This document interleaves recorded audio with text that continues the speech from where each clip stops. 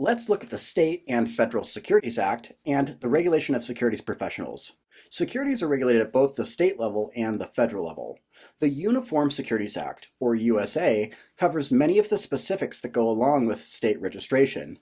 The USA requires the registration of broker-dealers, agents, investment advisors, and investment advisor representatives. So all these entities that are part of the securities industry. Federal law also covers some aspects related to securities regulation. There are some few important federal laws that you'll want to know about. The Securities Act of 1933 deals with the registrations of securities and their initial sale in the primary market. It's the first act, new issues in the primary market. The Securities Exchange Act of 1934, the second act coming after 33, deals with the secondary market. Deals with things with the registration of broker-dealers and registration of exchanges, entities involved with trading of securities from one investor to another. The 34 Act also involved the creation of the SEC, the Securities Exchange Commission, which is the government regulatory body that oversees the securities industry. A third federal law is the Investment Advisors Act of 1940, which deals with the registration of investment advisors. Much of this chapter deals with the registration of securities professionals. Different professionals like broker-dealers, investment advisors, agents, and investment advisor reps. And when those entities need to register at the state level or federal level and how they go about registering at the state and federal level. It's also important to understand the definition of each of these entities. So we'll start out by dealing with a broker-dealer. So let's look at the definition of a broker-dealer and then look at some of the information related to the registration of broker-dealers. So what is a broker-dealer? So under the Uniform Securities Act, a broker-dealer is a person who effects transactions in securities for others or for its own account. It can be a natural person, being a living, breathing human being, but it's usually a firm. It's usually a legal entity. There are cases where you got sole proprietorship broker-dealers, which is just one individual serving as a broker-dealer, but far more often than not, it's often a firm that employs individuals and affects securities transactions for its own account or others. Now, a broker-dealer on a given transaction can act either in a broker capacity or a dealer capacity, never both at the same time. But what do these mean?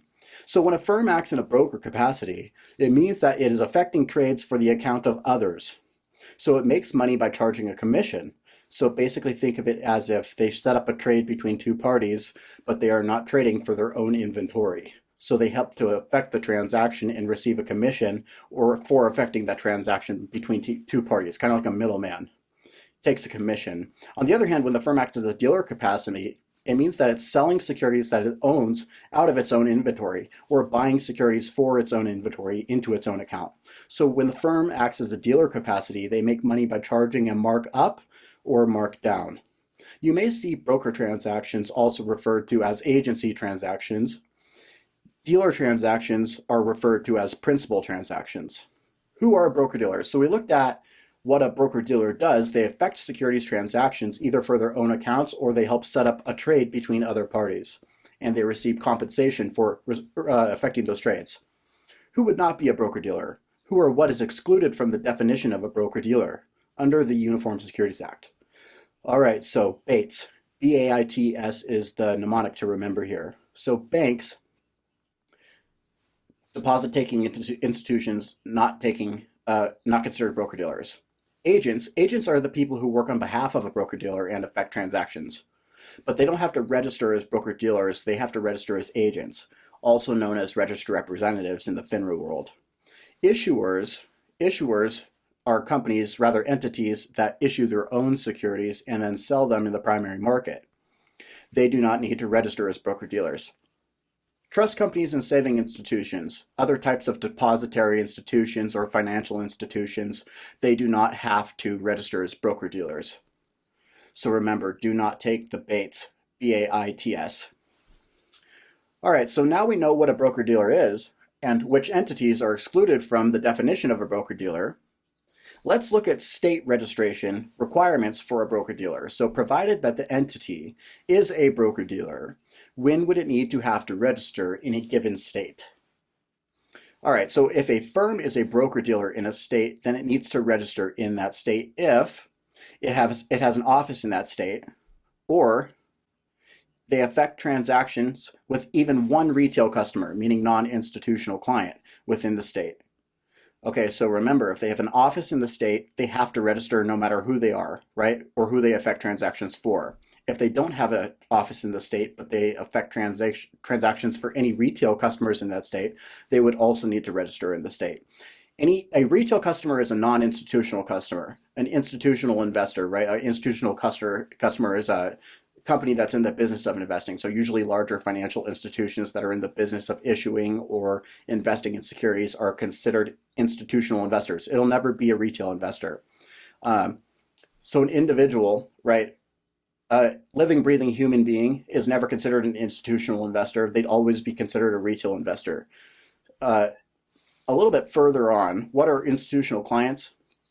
So state law is designed to protect the average investor, i.e. the new investor, living, breathing individuals, walk and talk, right? Maybe want to trade securities. State laws are primarily concerned with protecting the little guy. It's not true to say that state laws do not protect institutional investors at all, but the majority of the laws are designed to protect the retail clients and retail investors. The assumption is that institutional investors, usually larger institutions, can watch out for themselves a little bit better. They know what they're doing. They have enough money to withstand some of these financial losses, and they don't need as much protection under state law. So who and what are these institutional investors who can fend for themselves for the most part? Banks, savings and loans and trust companies, large monetary organizations, insurance companies, investment companies, like mutual funds, closed-end funds, pension and profit-sharing plans, as long as they have 1 million or more in assets under management. And then anyone else also designated by the state securities administrator. So if an entity is not within this grouping, but the administrator determines them to be an institutional investor, they would be an institutional investor. So as long as a broker-dealer or investment advisor, we haven't gotten to investment advisors yet, but they're not physically located in the state, and the only client they have in that state are institutional clients, they would not need to register in that state, right? So no office, no retail, no register. Remember that analogy. If their only clients are institutional clients and they don't have an office in the state, then they don't need to register in that state. All right, so now let's look at, again, a little bit more about when would a broker-dealer need to register in a given state. All right, so here's a little bit of flow chart here. One way to go about when you see questions like this on the exam, you know, ABC broker-dealer has an office in state A, it has no office in state B, but it has retail clients there. It has no office in state C, but it has institutional clients there. Which states does it need to register in? That's an exam type question that you may see. So one way to go about answering this type of question is there's basically two questions that you ask yourself. If the answer to either of them is yes, then the broker would need to register in that state. The first question is, do they have an office in that state? Do they have a place of business in that state? If the answer is yes, then they need to register in that state. If the answer is no, now you ask the second question. The second question is, do they have any non-institutional clients in that state, meaning retail clients in that state? If the answer is yes, they need to register. If the answer is no, they do not need to register. So an exam question might say, ABC broker-dealers have an office in state A. They have no office in state B, but 20 retail clients there, and they have no office in state C, and their only clients there are insurance companies. Which states do they need to register in? So we'll go through this question asking process. Do they have an office in state A? In state A, we said they had an office. The answer is yes. They have to register in state B because they have more. They don't have an office in state B. Its answer is no to the first question, but do they have any non-institutional clients? They said they had 20 retail clients, so that means yes, they have non-institutional clients in the state. They need to register in state B. So far we have states A and B. State C, they didn't have an office, so the answer to the first question is no. We said their only clients there are insurance companies, which are an institutional client, so they don't need to register in state C, at least in that hypothetical. So yes in state A because they have an office, yes because in state B because they have retail clients, and no to state C because they have no office and no institution, or only institutional clients in state C. So no office, no retail, or no register. All right, so exemption from registration. A little bit more here, meaning a broker-dealer doesn't have to register in the state if it's exemption, right? As long as it has no office in the state, and as long as it only conducts business there with existing clients or that they're temporarily. This is the snowbird rule. So ABC broker-dealer is registered in state A. They have no office in state B, and their only client there is on vacation in state B. They would not need to register in state B if the client's living there for 6 months or less. If they're living there in state B, they're a snowbird, they go to Florida for the winter. Now, if the client was permanently living in that state and the broker-dealer wants to continue doing business with that client, then the broker-dealer would need to register in that state. So same example, ABC, is it registered in state A? If they're not registered in state B, but now if their client moves to state B and they want to continue working with that client, they would need to register in state B. All right, here's a question. A broker-dealer receives critical information about a corporation in which one of their customers has invested. The customer's vacation in a state in which the broker-dealer is not licensed. Which statement is true? A, the broker-dealer must be registered in the state to contact anyone in that state. B, the customer may be contacted only if the information received is going to affect the corporation's securities negatively. C, the customer may be contacted only if the information received is going to affect the corporation's securities positively. Or D, the customer may be contacted while on vacation in the other state, regardless whether the broker-dealer is registered in that state or not. So the correct here is D, right? The customer is on vacation in that state. The broker-dealer can continue to do securities transactions and business with that customer while the customer is vacationing in that state. So D would be the correct answer in this one. All right, let's look at rules for Canadian broker-dealers. These also apply to Canadian agents, which are people who work on behalf of the broker-dealers who effect securities transactions for them. So when does a Canadian broker-dealer need to register with a U.S. state? So a Canadian broker-dealer or agent would need to register in an American state if that broker-dealer or agent had an office in that state, had a physical address, meaning they can hang a chandelier, a location, right? They could show up and go to work, right? No matter who their customers are, if they have an office in the state, they need to register there. In some cases, a Canadian broker-dealer agent can obtain what's known as limited registration and work with clients in the state without going for the full registration process. As long as they have no place of business in the state, they're already registered properly in Canada, and any of the following applies. So their clients in that state are institutional clients. Their clients in the state are temporarily in the state, or all transactions for those clients take place within the Canadian self-directed tax advantage retirement plan based on the Canadian version of an IRA. So if the broker-dealer or agent is not registered in the state and any of those apply, their clients are all institutional clients, or their clients are temporarily in the state, all the transactions take place within that retirement plan that's specifically designed for Canadian accounts, then the broker-dealer agent would not need to go through a full state securities registration. They could obtain this limited registration and continue working with the client. All right. Let's look a little bit more about broker-dealer registration. If a broker-dealer wants to do any interstate transactions, meaning transactions that have aspects in different states, you're involved with customers or issuing companies. Intrastate would be in the state. Interstate would be multiple states, right? So basically all broker-dealers do, they have some business in other states. They cross the state lines. Then they need to register with the SEC. And FINRA and the SEC's, any self-regulatory organization, FINRA and broker-dealer, is the SRO, broker-dealer registration. This is part of the Securities Exchange Act of 1934, registration of broker-dealers, right? Deals with the registration of broker-dealers, People Places Act, right? One exception to registration for really, really small broker-dealers who only engage in trust businesses, they don't have customers in any more states than one. It's only intrastate, right? They don't engage with issuers or broker or any other customers from other states. These are very limited scope broker-dealers. Most broker-dealers register with the SEC. But they also register in at least one state, right? A state in which they have an office, but sometimes they register in other states as well. It also says here that they're registering with FINRA. So most broker-dealers, the firms are registering with at least 3 regulatory states, the SEC, FINRA, and the states that they do business in. 3 regulatory entities, right? So when we're talking about SEC registration, that is done via Form BD, the broker-dealer form, right, through FINRA's gateway system. That's how they submit that form. FINRA, the form is NMA, New Member Application Form, also through the gateway system of FINRA.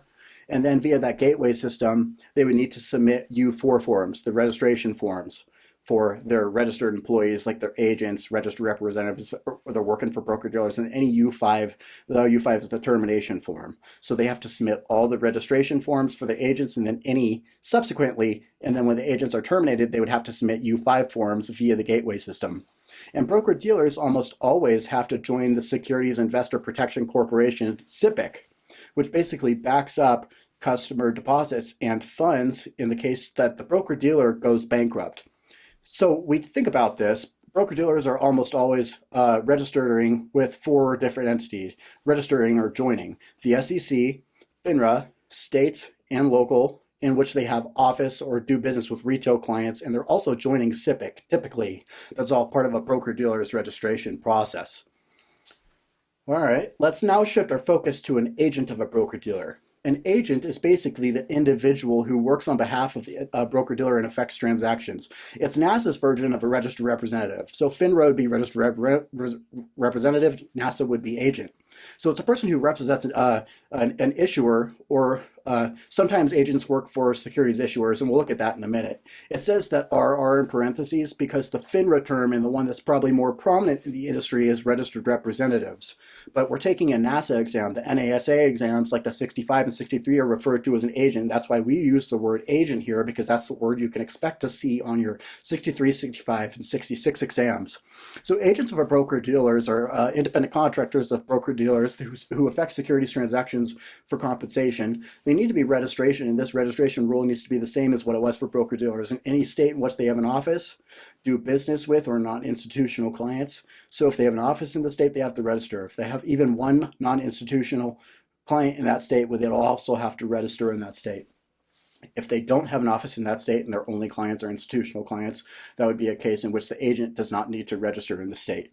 Officers and directors of broker-dealers are automatically registered as agents when the broker-dealer application is filed with the state if they perform the duties of an agent. So an officer, director, partner of broker-dealer would be registered as an agent, would be required to register as an agent if they perform the duties of an agent, meaning if they affect securities transactions on behalf of customers. However, if that officer, director, or partner is if all they're doing is supervising and they're not affecting securities transaction, then they would not need to register as an agent. If they're just supervising individuals, right? So the same 2 questions, the flow chart here: does the agent of a broker-dealer need to register? So the exact same thing as we looked at broker-dealers, in effect, is the broker-dealer or broker-dealer agent, same reference. The first question: do they have a place of business in the state? Yeah, if the answer is yes, they need to register. You can move on to the next state at that point. The question is giving you 3 or 4 different states and asking you about registration processes in each state. If they have an office in one of those states, the answer is yes, they need to register there. If the answer is no, you ask that second question: do they have any non-institutional clients, meaning retail clients? If the answer is yes, they need to register. If it's no, then both of those questions, the answer is no, then they would not need to register in the state. If you can remember the state registration requirement for a broker-dealer, you can remember it for an agent.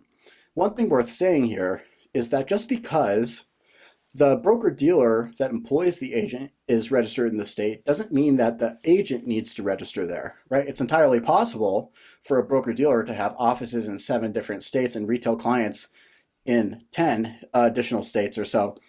So that broker-dealer has to register in 17 states, but the agent only has clients in 1 or 2 states. So the agent would only have to register in the states in which they have clients in that case. The broker-dealer needs to register in all of the states where they have office or clients, but it's entirely possible that the agent that works for the broker-dealers has more limited scope over where they're going to have clients, so they would only need to register in those specific clients in which, or specific states in which they have clients in. So when it comes to state registration of an agent, who would not be considered an agent, who would not need to register as one? There are employees of broker-dealers who don't need to register as agents. Employees of issuers as well will also look at issuers in agent registration requirements.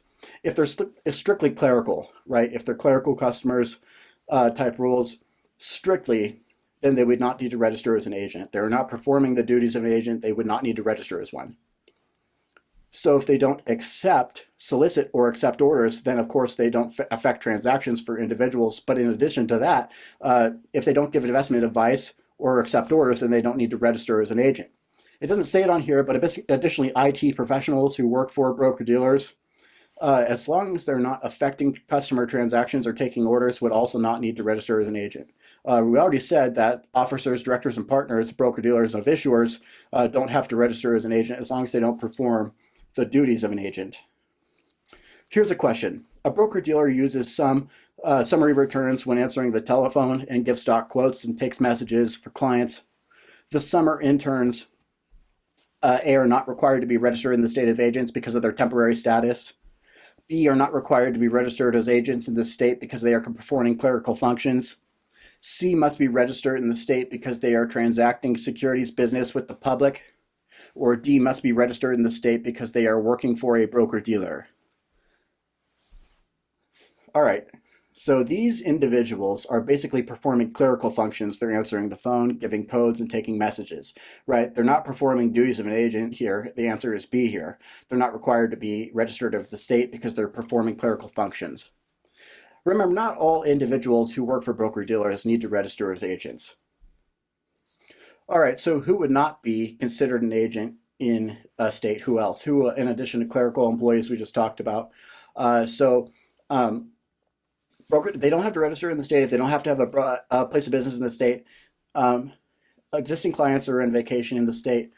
Similar to the broker-dealer rule here, that individual must have been a client with the firm for at least 30 days before going on vacation in the other state, provided that's true. It's not a brand new client. They've been a client for at least 30 days before they go on vacation in the state. The agent doesn't have to register in the state where the vacation client is. So, for example, Peter is an agent with ABC Broker Dealer. He's registered in Iowa. He has a client named Marianne who's on vacation in California. She's been a client of Peter's for the past year. Today, Marianne calls Peter and asks him to buy 1,000 shares of stock A. Because she was a client of his for more than 30 days, and she's temporarily on vacation in California, Peter doesn't need to register there to make the transaction for her. Note, however, that if that client were to move permanently to that state, right, they'd move to that state, then the agent would need to register in that state if they wanted to continue working with the clients. The same rule basically apply as to the broker-dealers with vacationing clients and clients who move to that state. So now let's look at the cases on which people who work for issuers of securities might have to register as agents. So what do we mean here? So we're talking about here is when a company issues securities, stock, or bonds and sells it to the public investors, right? A government agency issues bonds and sells it to investors. Sometimes people who work on behalf of those issuers and sell the securities are considered agents under the Uniform Securities Act and would need to register in that state, but not always. There are exemptions. So somebody works on behalf of the issuer, sells that issuer's securities. They're sometimes considered an agent and sometimes not. So let's look at when they would be exempt from the definition of an agent. So if the issuer, the representing issuer and selling exempt securities on behalf of the issuer, securities that don't need to be registered before they're sold, under the USA, they would not be defined as an agent. They would not need to register as such. So for example, an individual who conducts a sale of a new issue general obligation bond for a municipality, that is an exempt security, right? Municipal bonds are exempt from having to register. That individual will not need to file as an agent. They're selling exempt securities on behalf of the issuer. Or if the issuer or agent is only conducting exempt transactions to sell the issuer's security, that's another exemption. They would not be defined as an agent. For instance, things like state-level private placements, federal-level private placements, Regulation A, securities transactions that are exempt from federal registration. So in that case, they would also not be defined as an agent. It would not need to register. Another exemption from the definition of an agent is when an individual works on behalf of the issuer and processes transaction in that issuer's securities for employees, fellow employees of the issuer, but is not compensated specifically for doing that. But the best example of this is when companies issue stock options to their employees. The employee can affect the stock option and buy shares of the company's stock, and say somebody who works in human resources in that company, they help the fellow employee affect the transaction to buy the stock, but they're just paid their hourly wage. They're not given any extra money for affecting the transaction. That human resources person, they would also be exempt from the definition of an agent and would not need to register as such. Now, if they were compensated, say they get like $10 for every, securities sale that the fellow employees that they make, then they would have to register as an agent, provided that they're not compensated. They would not have to be. These are examples of people who work on behalf of the issuer and sell the issuer's securities or help people buy the issuer's securities.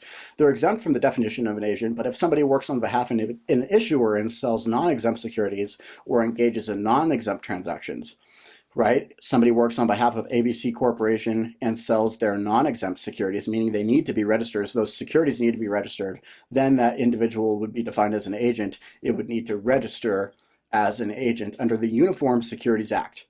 All right, here's a question. Which of the following individuals is defined as an agent under the Uniform Securities Act?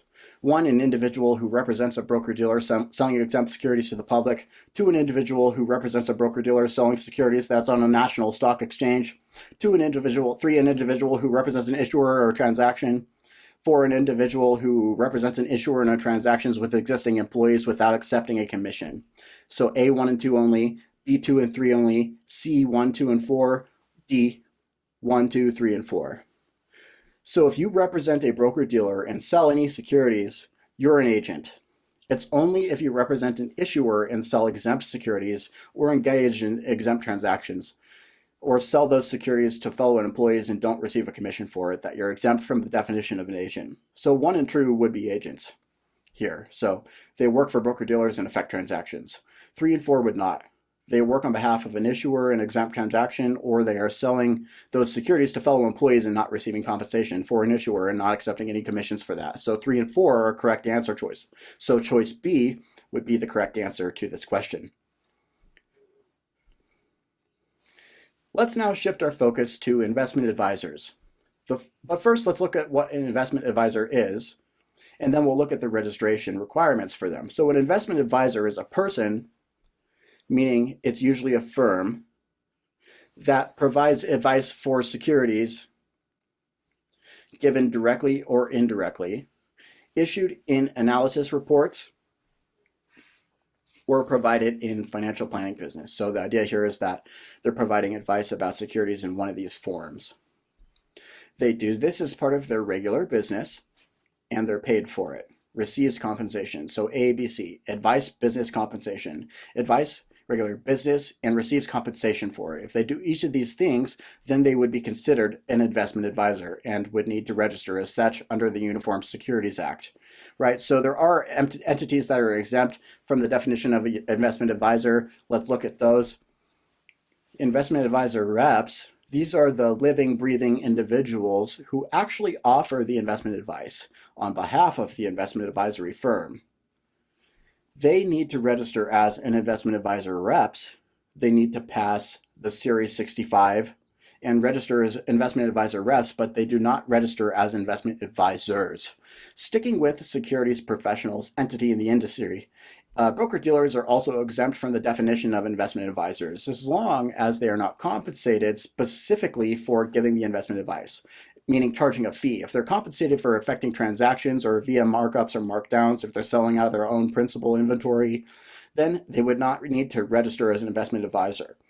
Even if they are giving investment advice, broker-dealers and their employees often do, they make suitability recommendation determinations and offer investments based upon that and offer investment advice to clients. But as long as they're not specifically paid a fee for giving that advice, they're exempt from the definition of investment advisor, right? Broker-dealers get paid on commissions. The LATE exemption, lawyers, accountants, teachers, engineers who give advice that's incidental to their practice. So you're working with accountants doing your taxes, and maybe they mention to you that maybe this year it might be a good idea to buy treasury securities or talk to this investment advisor about buying a mutual fund.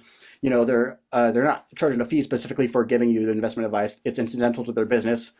Banks, savings and loan trust companies, they're regulated under federal state banking laws. They also don't have to register as investment advisors. Publishers of newsletters, magazines. So you could use Plate, all right, publishers. You know, they don't give investment advice specifically on investment information, but they publish an article on stocks that say the stock ABC are maybe a good consideration to buy, but they're not considering anybody's specific investment characteristics, suitability information in making that recommendation. They would not need to register.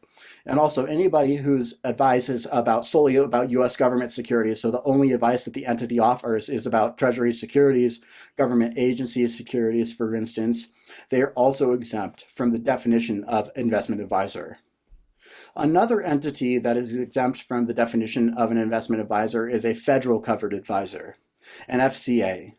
Now, a federal covered advisor, it's a little bit confusing because they do the exact same things that investment advisors do.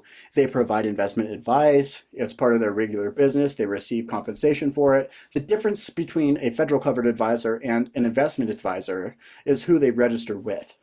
Federal covered advisors register with the SEC. They register federally with the federal government, not with any states in which they do business. So important point to remember is for federally covered, right, you don't have to register with the state. A federal covered advisor, sometimes it's called a state registered investment advisor. A state registered investment advisor registered at the state level, but not the SEC.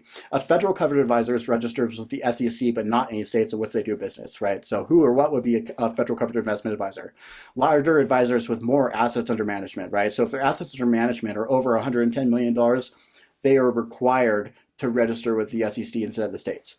Or if they're, and there's a floor, it goes down to 90, right?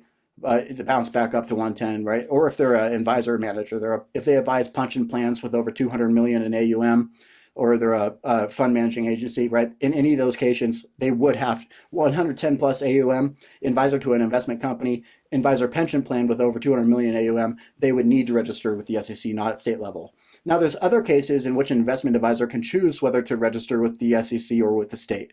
If they do business in 15 or more states, they've got clients or locations in 15 or more states, they can choose to register with either the SEC or the states. If they're an internet advisor, meaning basically all their advice is provided online, they can have no more than 15 non-institutional clients per year. They could choose to register with the SEC or states. Or they reasonably believe that they'll be eligible for federal registration within the next 120 days. So they're registered in 14 states and they reasonably believe that they're going to get registered in 15 states and they're going to, then they can choose to register with the SEC. So in addition to this, if the investment advisor has AUM of between 100 million and 110 million, they can choose which they want to register with the SEC or the states. Again, with that floor being at 90. So once they hit 100 million, they can choose. I don't know anybody who was 100 million plus wouldn't choose to register with the SEC. But going forward, even though a federal covered advisor does not need to register in any states in which they're going to do business, there still are certain things that they need to do before they can work in the state. So if a federal covered advisor has a place of business in the state or had more than 5 non-institutional clients in the state during the past 12 months, he needs to report on his Form ADV, which is his registration form, advisor form, Form ADV, and then the SEC will basically send a copy of the ADV to each of the states marked on it. So each of those states that have been notified, right, noted that on Form ADV, the SEC will send them a copy of the ADV. So it'll basically let them know that the investment advisor is doing business in their state. And then they will typically be required to pay a filing fee to the state administrator or do a fee share, and then also send copies of the registration forms for each of the registered employees, Form U4, who work in the realm of the state, right? This is known as notice filing. So federal covered advisors, before they work in any state, they don't need to register there, but they do need to notice file. What's on the slide that describes right here between the notice filing. Remember, notice filing is not the same thing as state registration. So any questions that asks you one way or another, a federal covered advisor or registering in the state, they do not register in the state, they register with the SEC, but do a notice filing. So this is different from broker-dealers. Broker-dealers almost always register with the SEC and the states. An advisor either registers with the SEC if they're federal covered advisor or with the state if they're a regular state registered investment advisor, never both. You won't register at both the state and federal level. Let's shift our focus now to state registered advisors, basically state advisors that are required to register at the state level, usually smaller firms is what we're talking about here. Most advisors with less than 110 million in AUM register at the state level. So that means they don't register with the SEC and they're not subject to SEC regulation. They're only regulated by the administrators of the states in which they do business, right? And you have an office or retail clients. So state registered investment advisors only deal with institutions. Their only clients are institutional clients, which we described a little bit earlier. So a firm is considered an IA in the state, but it's only required to register in that state. So we're talking about if it's a state registered advisor. It isn't required to register in the state if it has no office there and it only deals with institutions in the state. So if it has an office in the state, it would need to register there, provided we're talking about state registered, non-federal covered advisor. But if it doesn't have an office and its only clients are institutional clients, it would not need to register. No office need, no retail, no register. So state registered investment advisors that are dealing with retail customers, so what is the rule for registration here? So an IA is exempt from registration in the state as long as it has no place of business in the state, so it's an out-of-state firm and it does business with no more than 5 retail clients.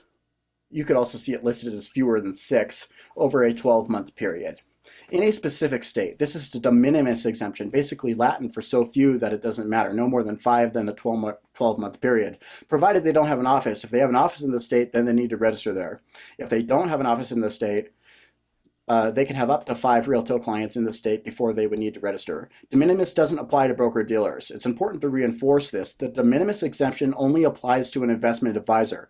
Remember, if a broker-dealer or agent has any retail clients in the state, they need to register, even one. An investment advisor without an office in the state can have up to 5 retail clients over a 12-month period, reaching the de minimis. Once they get that 6th, they would need to register in the state.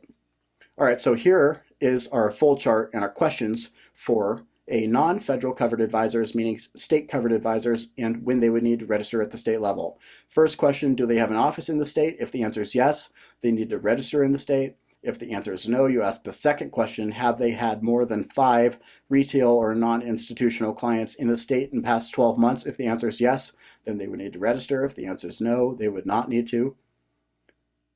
And again, this question process, when you see exam questions that ask you about, they give you a hypothetical example, like several states involving an investment advisor for each state, asks the 2 questions. If they have an office, the answer is yes, you can move on to the next state. If the answer is no, you ask that second question about de minimis. Here's a question. An investment advisor with 120 million in assets under management has a main office in New York and a branch office in Connecticut. Which statement is true? A, the investment advisor must register in the state of New York only. B, the investment advisor must register in both the state of New York and the state of Connecticut. C, the investment advisor must register with the SEC only. D, the investment advisor must register in both the state of New York and the state of Connecticut and must register with the SEC.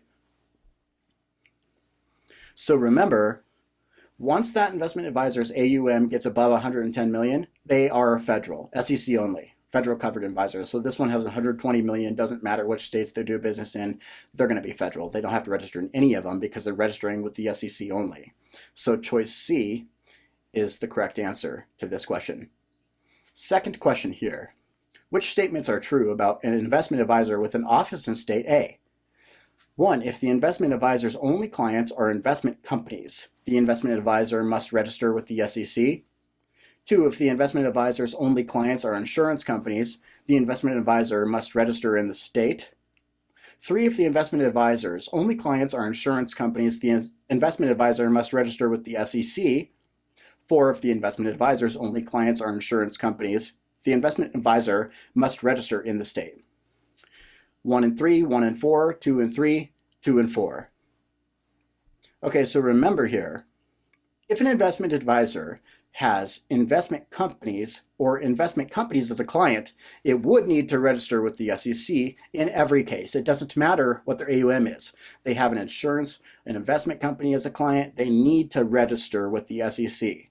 So 1 would be correct here. Roman numeral 1 would be correct here. Now insurance companies are institutional clients, but having an insurance company as a client does not require SEC registration. So if your only clients are insurance companies, we don't know what the AUM is here, so we're not going to deal with that. Their only clients are insurance companies. They're registering at the state level, not with the SEC. So that would be choice 4. So choices 1 and 4. So B is the correct answer to this question. Now let's deal with investment advisor representatives, IARs. So who or what is an IAR? Let's stress the who here, because an investment advisor rep is a person, a living, breathing human being, a person, right? So, well, there's more than one definition of a person, right? It's an employer. They're employed by as an investment advisor or a federal covered advisor. So when we're talking about IARs, they're employed by an advisory at either the state level or a federal covered investment advisor. Who basically gives securities advice, makes recommendation, or gives advice about securities, manages accounts and portfolios for clients, solicits, offers, or negotiates the sale of advisory services. So somebody who works for an investment advisor and solicits clients on the behalf of that, the investment advisor or IAR would also be considered, right? So supervises employees or to perform any of these functions would also need to register as an IAR. So when we talked about broker-dealers and whether officers, directors, or partners need to be registered as agents, if all the broker-dealer officer or director did was supervise somebody else, but they didn't affect some securities transactions, they did not need to be registered as an agent. It's different for investment advisors. So if somebody works as an officer or director at an investment advisor and they supervise people who give investment advice, they would need to register as an investment advisor representative. So note specifically excluded are individuals who only perform clerical, ministerial, that's the term the exam might use. We don't really use it that often, but ministerial means clerical function. Ministerial means clerical functions. If that's all they do on the behalf of the IAR is offer investment advice, they don't offer investment advisor services and they just do clerical work, they would not need to register as an investment advisor. IAR. All IARs are state registered investment advisors. They must register in any state in which they have business or more than 5 non-institutional clients within the past 12 months. Same rules that applies for the employing firm. So remember, state registered non-FCA advisor has to register in any state in which it has offices or 5 non-institutional clients in the past 12 months. The rule is the same for the employee, right? The employee and the employer. Right, it's a little bit different for IARs who work for federal covered advisors. So the IAR works for a federal covered advisor. They only register in the states in which they have business. If they don't have a place of business in the state, they don't register there no matter who their clients are. So for example, Jessica is an IAR who works for big time advisors, a federal covered advisor. So her firm registers with the SEC. It's a federal covered advisor. So she has an office in state A. She also has 10 retail clients in each states B, C, and D. She would need to register in state A because she has an office there. She would not need to register in states B, C, and D because she doesn't have her office there. It doesn't say she has an office in those states. She works for a federal covered advisor, only the states in which she has an office. It doesn't matter whether her clients, how many clients are in that state, how many office or retail clients in that state, she doesn't need to register there. If the IAR works for a state registered advisor there, then it would matter how many retail clients they happen to have in that state and the company has the office. So it's also important to remember, so even though her firm doesn't register at the state level, the individual who works on the behalf of the firm is subject to state securities registration. All right, and going along with that, individuals do not register with the SEC. Agents, investment advisor reps, don't register with the SEC. Even if their employing firm is registering with the SEC, the individual does not. They register with the state at the state level. Now, broker-dealer agents are also registering with FINRA. Investment advisors, investment advisor reps do not register with FINRA, but the individual does not register with the SEC. So going along with that, investment advisor reps do not register with the SEC. So federal covered advisors are required to register with the SEC and only give notice in each state notice filing in which they do business, but there's no SEC registration for investment advisor reps or agents. Those individuals don't have to register with the SEC. The investment advisor reps in both state registered and federal covered advisors need to be registered in the state. Remember, for state registered, any state in which they have office or 5 retail clients, 5 or fewer, right? Any retail or any state in which they have an office or federal covered advisors, right? So let's look at another question here. All of the following are required to be registered in state A except A, an IAR with 75 million in assets under management located in state A. B, an IAR located in state A associated with an investment advisor located in state A with 75 million in assets under management. C, an investment advisor with 175 million in assets under management located in state A, or D, an IAR located in state A associated with an investment advisor in state A with 175 million in assets under management. Okay, so an investment advisor with over 110 million AUM doesn't need to register in any state, so choice C. An investment advisor with 175 million, remember, when it comes to choice D, IARs work on behalf of those federal covered advisors. If they have an office in the state, need to register there, and that's what state B is dealing with. And then the other ones, Choice A, investment advisors in the state advisors, because there are 75 million AUM, and then choice B, the IAR works for that state covered advisor. They have an office in state A, they have to register. C, it's asking which they don't have to register, right? Which example they would not have to register in. So C is the correct answer here. Okay, let's look at general registration procedures for broker-dealers, agents, and investment advisor reps. So for each of these entities, when they are registering at the state level, they need to provide what is known as a consent to service of process with their initial application. What is a consent to service of process? It's basically an agreement that allows the administrator to receive documents or lawsuits against you, right? Documents, or if somebody wants to sue the administrator is served that, takes a look at it, and sends a notice to the registrant. So this is an ongoing thing, but once the consent to service of process is filed, it does need to need to be renewed every year. But once the consent to service of process is filed, as long as that registration remains in effect, the broker-dealer, investment advisor rec would not need to resubmit it, but it allows the administrator to receive documents on your behalf. Let's look at general registration procedures for broker-dealers. They need to file Form BD for broker-dealer information. On that includes the type of businesses it is, the corporation, the proprietorship, their address, the names, qualification, fingerprints, offers of officers, directors, and partners.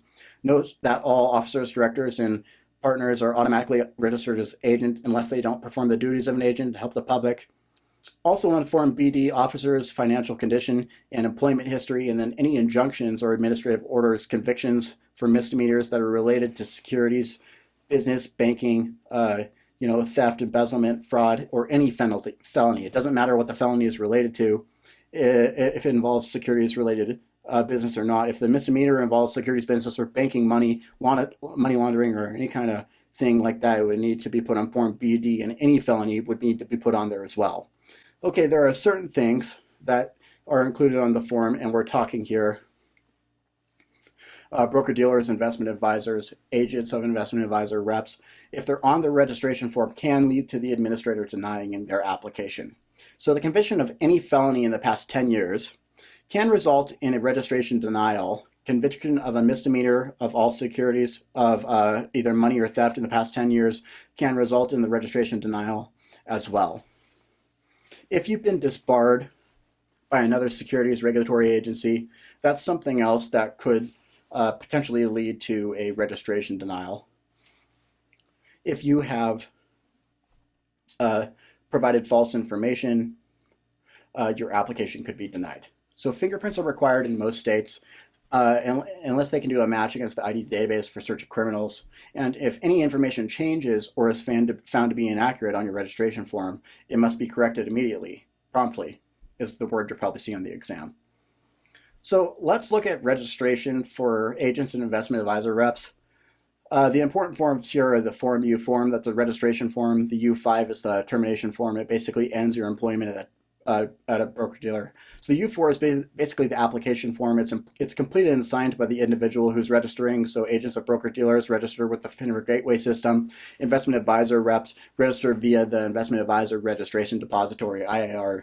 That's where they file, depository, right? That's where they file the form. So the registration expires, and this is true not just for agents, IARs, but also of broker-dealers who have investment advisors. The registration is an annual thing. It expires at the end of each year unless it's renewed.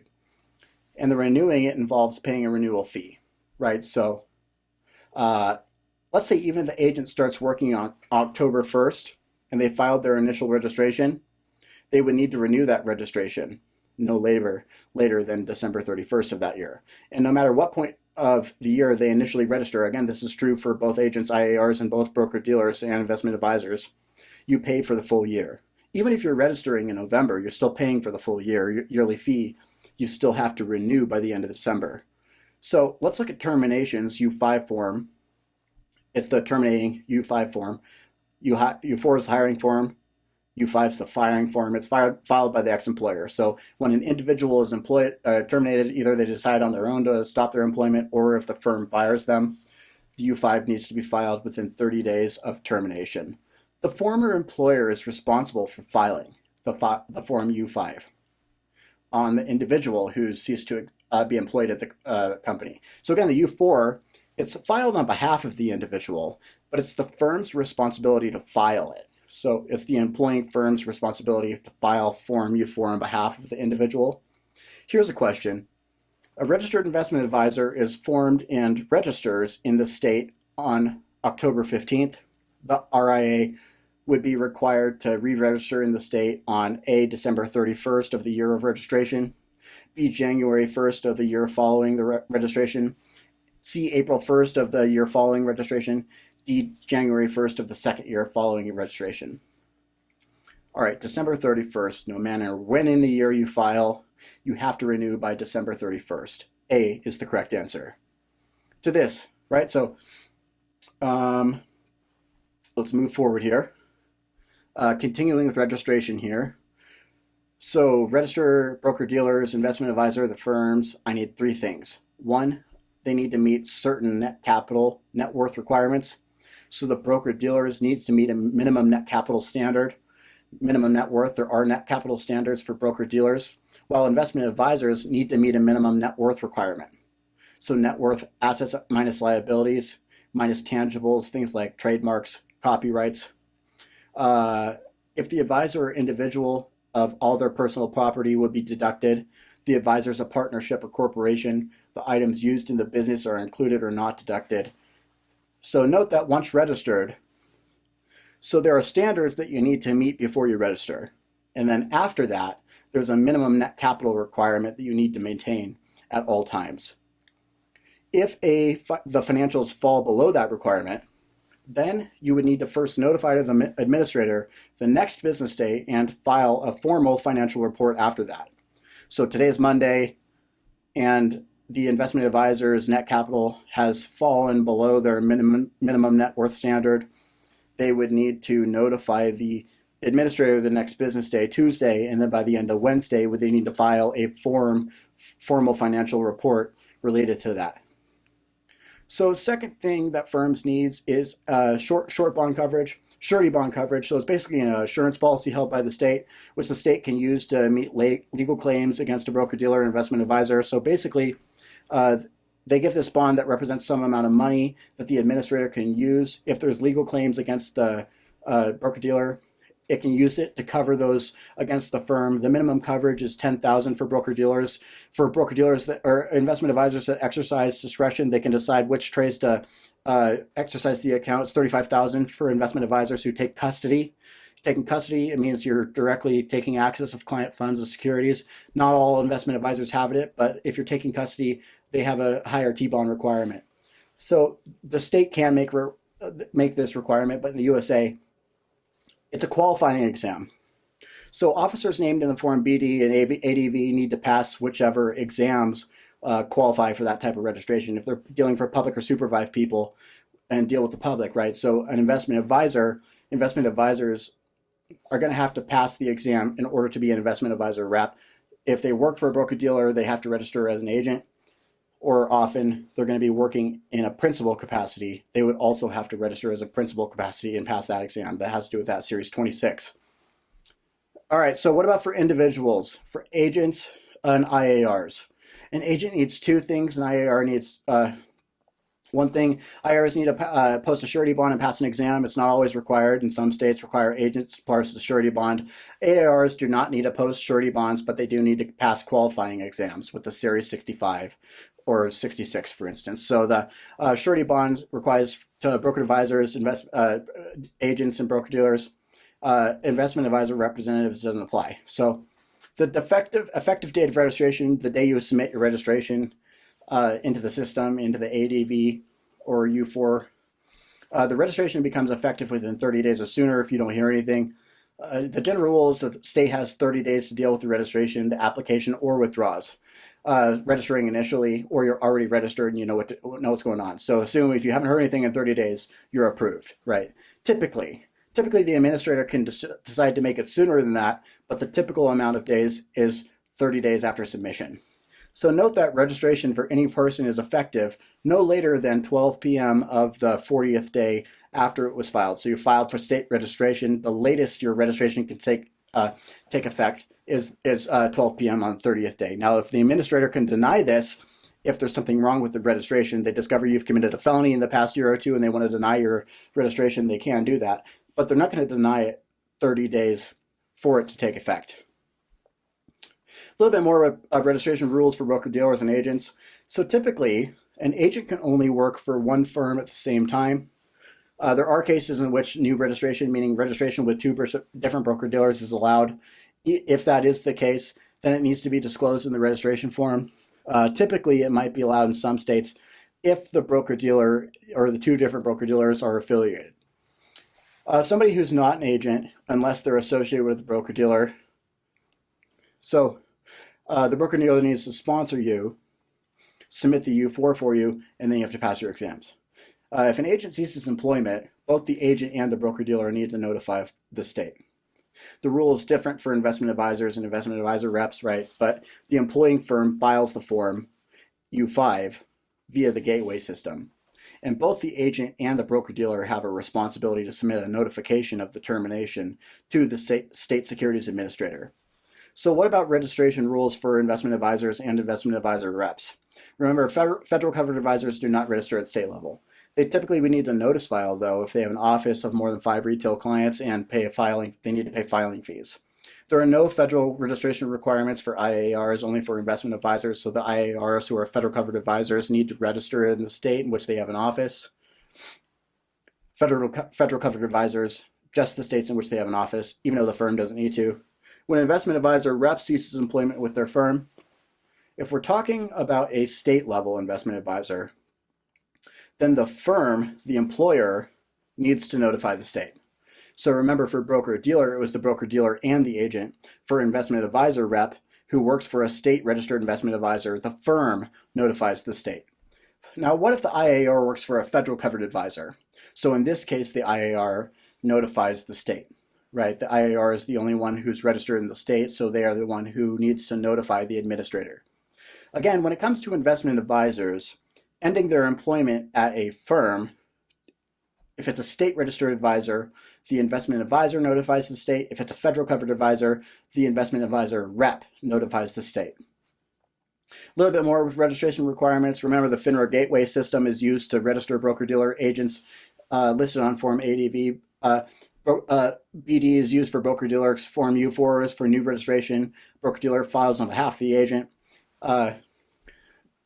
The investment advisor depository is used to register investment advisors in IAR. Form ADV is filed for investment advisors.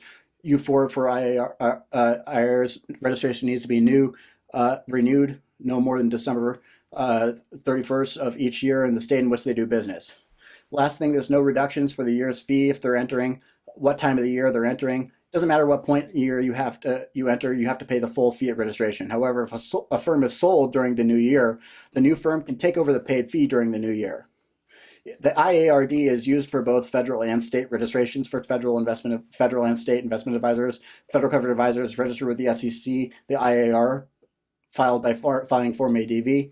FCAs also file in each state they do business, knowing the IARD. State register advisors file Form ADV, and IAs who are both federal covered and state registered advisors registered in the states they do business with Form ADV. So in addition to paying your annual renewal fee at the end of the year, investment advisors and federal covered advisors are required to amend the information in their Form ADV of each year. So every year they have to file an amendment to their Form ADV within 90 days of the end of the calendar year. So additionally, if there are any material changes in information during the year, they have to file an other year amendment to amend their ADV. So federal covered advisors, other year amendment would have to be filed promptly right after the change takes place. If it's a state registered advisor, they need to file that within that year amendment within the 30 days of change information from when that time happens to file the amendment. Let's look at cases in which a registration could be denied, revoked, or suspended. So registration has been submitted. These are reasons the administrator can deny it, or if the registration has already taken effect and it's after the fact, the administrator must suspend or revoke registration when it reasons to this happening. So when the person who registration applies to files incomplete or inaccurate registration or application, has been convicted of willfully violating the acts, has been enjoined by the courts from engaging in the securities business, Had the registration suspended or revoked by the administrator or any other regulator been convicted of a misdemeanor within the last 10 years, if that misdemeanor involves money, securities, death, etc., other misdemeanors that don't involve those things are okay. Or any felony, it doesn't matter what the felony is for, that could be a reason for having your registration either denied or revoked, suspended. We're going to continue. There are more cases in which this could happen.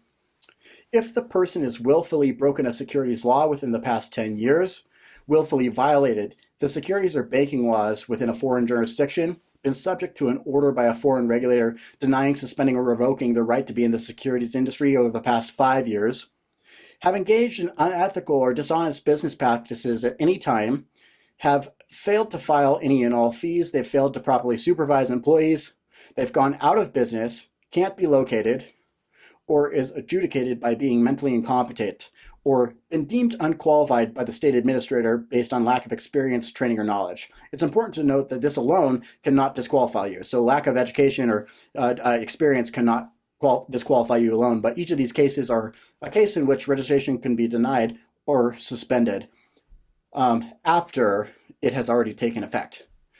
These are all provisions under the Uniform Securities Act. Regulations of securities and issuers and the powers of the administrator. The state securities administrator is the office that has jurisdiction over securities regulation within the state. There are certain things that an administrator is allowed to do, and there's other things that an administrator is not allowed to do. So let's look at administrative powers first off. So each state administrator has the power to initiate investigations in potential securities violations regarding state residents or securities issued in the state, collect evidence related to those investigations, issue subpoenas requiring people to testify under oath. Now, the administrator needs proper cause. They can do it in their state or out of state. For instance, if there is a case in which they're investigating fraudulent activity that took place in their state that involved broker-dealer from out of state, they could issue subpoenas related to that out of state. It also requests courts and law enforcement to pursue action against violators. So in the case that the administrator has a limitation, there are things that they can and can't do. They can ask for law enforcement to carry something further than they can go. They don't have a badge and a gun, so they can't throw you in jail.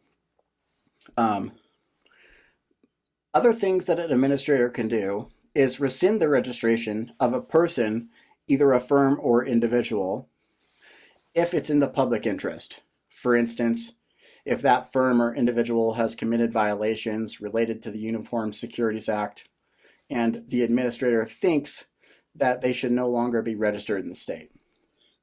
Conduct investigations and issue related orders. Orders to suspend, deny, or revoke licenses with the opportunity for a hearing. So they must be offered a hearing.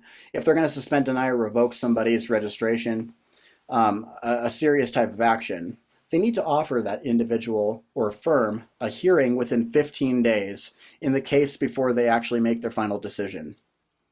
Publishing violations about violations. So subpoena persons and records. They can compel testimonies under oath and issue cease and desist orders without a hearing. A cease and desist order is a temporary stoppage, a stop order, right? It's a stoppage of a firm's ability to engage in the securities business. So it can be issued without a hearing. An order to suspend, deny, or revoke has to come with a hearing, but a cease and desist order is something that the administrator can do on its own without conducting a hearing in advance.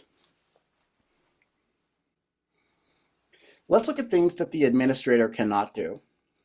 An administrator cannot issue injunctions. An injunction is a permanent ban from state registration. The administrator can ask the court of law to do this. The administrator can also not send somebody to prison for levy fines. The court of law, law enforcement, could do those things. The administrator also does not hold trials and hearings in a case to suspend, revoke, or deny registration of licenses, right? So they don't hold court trials. The state legislator is required for writing laws, including securities laws. The administrator does not amend those laws. The administrator can help enforce those laws. Think COP. It does not amend state laws, though. Only elected officials, the state legislator, can do that.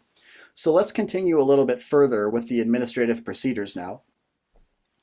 So the administrator has the power to deny or revoke the registration of any person, broker-dealer, agent, investment advisor, or investment advisor representative if such action is in the public interest and a violation has occurred. Now, in order to move forward with the proceeding, to deny, revoke, also to suspend a person's license, the administrator needs to give prior written notice and offer a hearing. The hearing needs to be granted within 15 days of request. So if, for instance, the administrator is making a motion to deny or revoke a representative's license registration, he would have to let that representative know that this order is going to go forward and then offer a hearing to them so that the rep could then state their case in the hearing. And if the rep decides they want the hearing with the administrator, the hearing would have to be scheduled within 15 days of request. At the end of that hearing, the administrator would issue their final decision. If the administrator provides the registration of a broker-dealer or investment advisor firm that employs individuals, then the registrations of their agents or IARs are also revoked. An agent or investment advisor rep, their registration is only good if they're actually working for a registered firm, an active broker-dealer or investment advisor. So once that broker-dealer or investment advisor's registration or licenses have been revoked, then those individuals would no longer be working for an active firm, and so their licenses and registration would also be revoked unless they find new employment. The opposite occurs if the registration of if the administrator revokes the registration of one of the individuals who works for the firms, right? If an individual revoked the representatives licenses, that does not affect the broker-dealer or investment advisor of the firms. So here's a question. What can the state securities administrator do during an investigation? 1, subpoena individuals. 2, request documents and records. 3, issue a warrant for an individual's arrest. 4, compel testimony of an individual. So A, 2 only. B, 1 and 3 only. C, 2 and 4 only. Or D, 1, 2, and 4. So the administrator can subpoena individuals. They can request documents and records. And they can compel testimony from an individual. They cannot issue a warrant for an individual's arrest.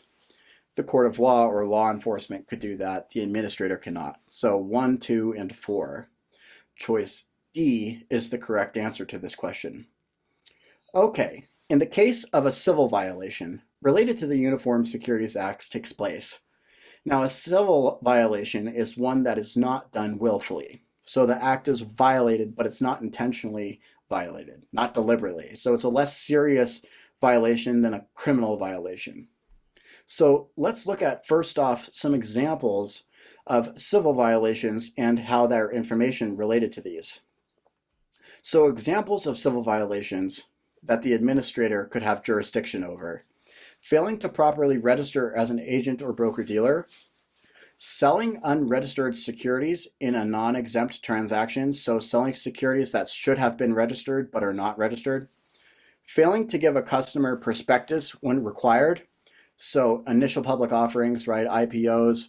In a period after an IPO, you're supposed to receive a copy of the prospectus when they purchase those securities. Or when you buy mutual fund shares, you're always supposed to receive a copy of the prospectus. And so when that isn't given during the time frame when it's supposed to be, that's a violation. Failing to file sales literature or advertising with the administrator if required. So the administrator is allowed to require sales literature and advertising to be filed with its office. So if it requests, it files, and if filing isn't done, that's a violation. Making unintentional false statements or omitting facts. So if you intentionally say false statements or knowingly omit material facts, material facts, things that impact a customer's investment decision, that is a violation. So if a violation takes place, somebody wants to sue or sue over the violation, they need to be brought within 3 years after the date of the transaction, or 2 years after the date of discovery.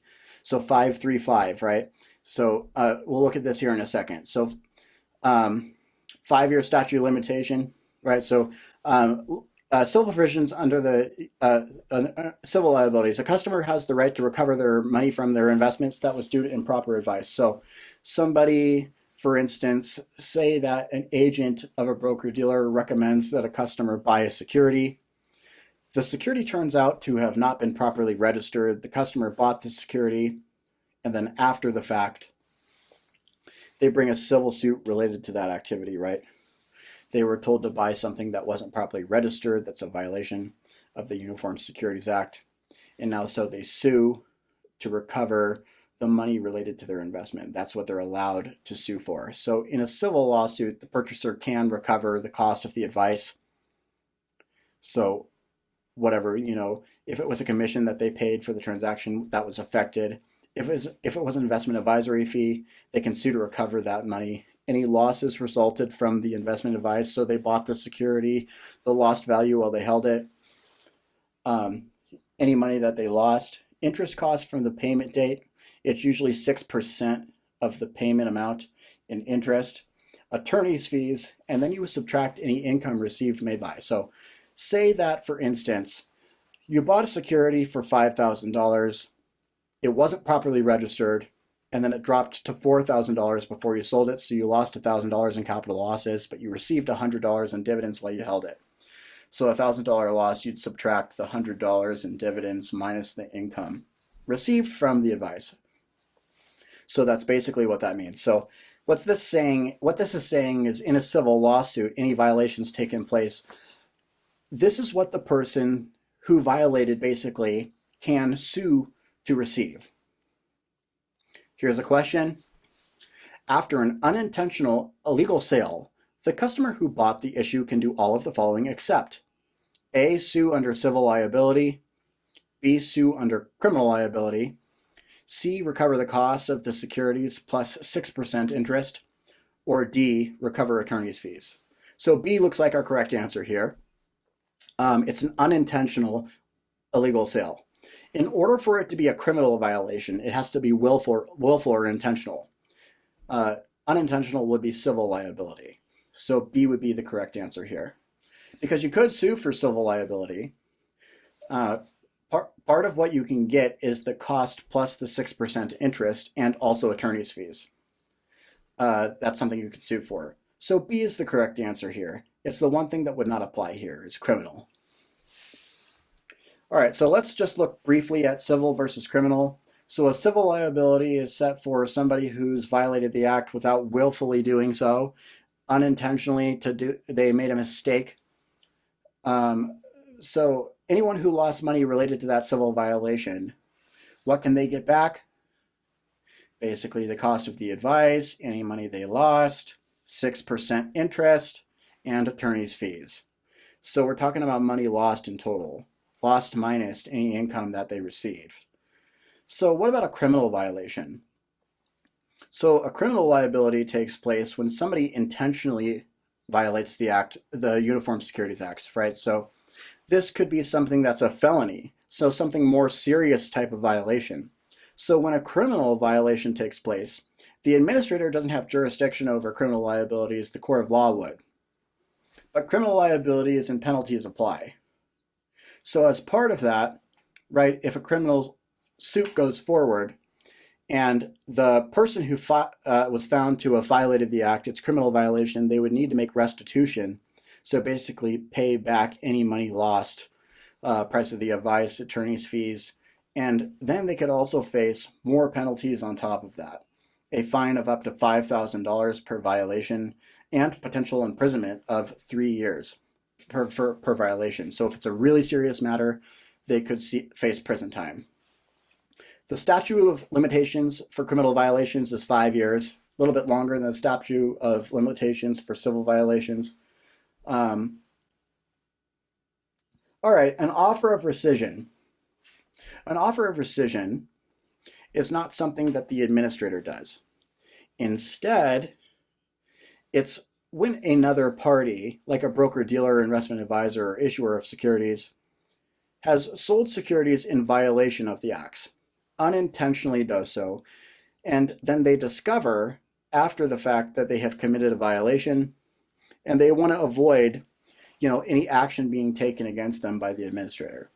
So they can offer what is known as the right of rescission, right, in order to try and avoid having a suit brought against them.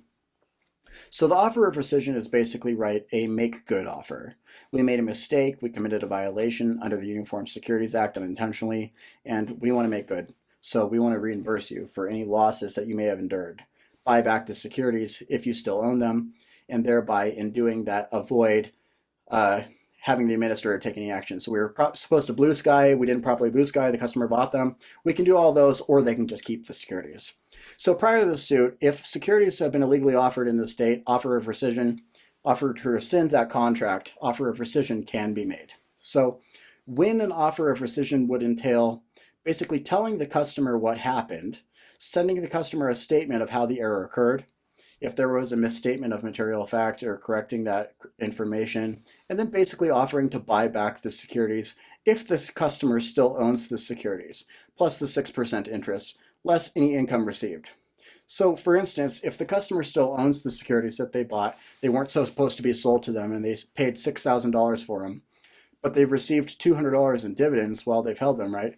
You do the $600 minus the $200 dividends, and then you also take the 6% interest on that as well. Now, if the customer has already bought and sold the securities, then any money lost in that transaction between the purchase and sale price minus any income received, plus the 6% interest on that as well. So when an offer of rescission is made, basically the customer can either accept it or refuse it. If they accept the offer, right, then they sell the securities back to the entity that's offering the rescission, and then they're reimbursed. If they accept the offer of rescission, right, they get money paid to them, but they no longer have the right to sue over the matter, so they can't bring a suit against the violator. If they accept their offer of rescission. If they reject the offer of rescission, they don't receive the compensation, they're not reciprocated, but they still maintain the right to sue over the matter. So again, offer of rescission, person who violated the act unintentionally wants to try and make good and avoid having a lawsuit brought against them. All right, let's look at offered sales in the administrator's jurisdiction. So basically, briefly, an offer is basically a proposal to sell a security to somebody. It could be something, it could be an advertisement, it could be a sales call, it could be securities that involve paying money for other securities. Now, when an offer takes place in an administrator's state, the administrator often has jurisdiction over it if there's any fraudulent activity related to that offer. Like for instance, a broker-dealer calls a customer and offers to sell a security that's not registered, and it's supposed to be registered and it's not registered. In that case, they violated, a violation has taken place, the administrator could have jurisdiction over that. So when would an administrator have jurisdiction over an offer?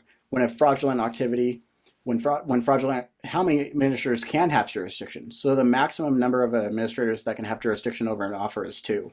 So who would those administrators be? The administrator in the state where the offer originated, the broker-dealer that's offering to sell securities, where they're located when they make the offer. So where the offer originates, they always have jurisdiction. Now, where the offer was directed to, so if it's directed to somebody in a different state, if it's directed to and received in that state, then that administrator would have jurisdiction. However, if it's only directed to and not received, meaning they didn't accept the order. So what's an example of this? Say that a broker-dealer in state A calls a customer who's located in state B to offer securities fraudulently. Now, the customer is not at home with he's in a different state. So they direct their call to a customer who resides in state B, but he's actually in state C when he receives the offer. Okay, so the only administrator in that case that would have jurisdiction is state A, where the offer originates, because it was not directed to and received in the same state, right? So if they call the investor when he's at home in state B, then the offer is directed to and received in the same state, state B. In that case, state B would also have jurisdiction in the administrative state, state B, in addition to state A. But the offer has to be directed to and received in the same state for that second administrator to have jurisdiction. What about sales? So sales is basically a transaction that involves exchange of money, exchange of securities. So when a sale takes place, 3 administrators, potentially anyway, could have jurisdiction over it. So the administrator is the state where the trade originated, would always have jurisdiction. The administrator in the state where the trade is directed would also have jurisdiction. And then the state, if the sale was processed in a different state than the state to which it was directed, then that administrator would also have jurisdiction. So for instance, we'll use the same similar example. A broker-dealer in state A calls a customer in state B and offers to sell securities, right? Sell them fraudulently, we're assuming. So now they call the investors of state B. The investors travel to state C before they decide that they want to buy the securities and enter an order to buy them while they're in state C. So the administrator of state A, where the offer originated, state B, where the trade was directed to, and then state C, he said, oh, well, I'm actually up in this state, I'll take the order. All 3 administrators would have the order jurisdiction in that case. All right, so here's a question related to that. A broker-dealer located in state A makes an offer to securities of principal residences in state B. The customer has temporarily moved to state C and has asked the post office in state B to forward the mail to customer's address in state C. So which administrator or administrators would have jurisdiction over this offer? A, state only, A only. B, state A and state E only, B only. C and B only. Or D, state C and state B only. So this is an offer, no sale has taken place. So remember, when an offer takes place, the administrator in the state where it originates always has jurisdiction, so state A. So in this case, the investor's residence is in state B, but he's in state C.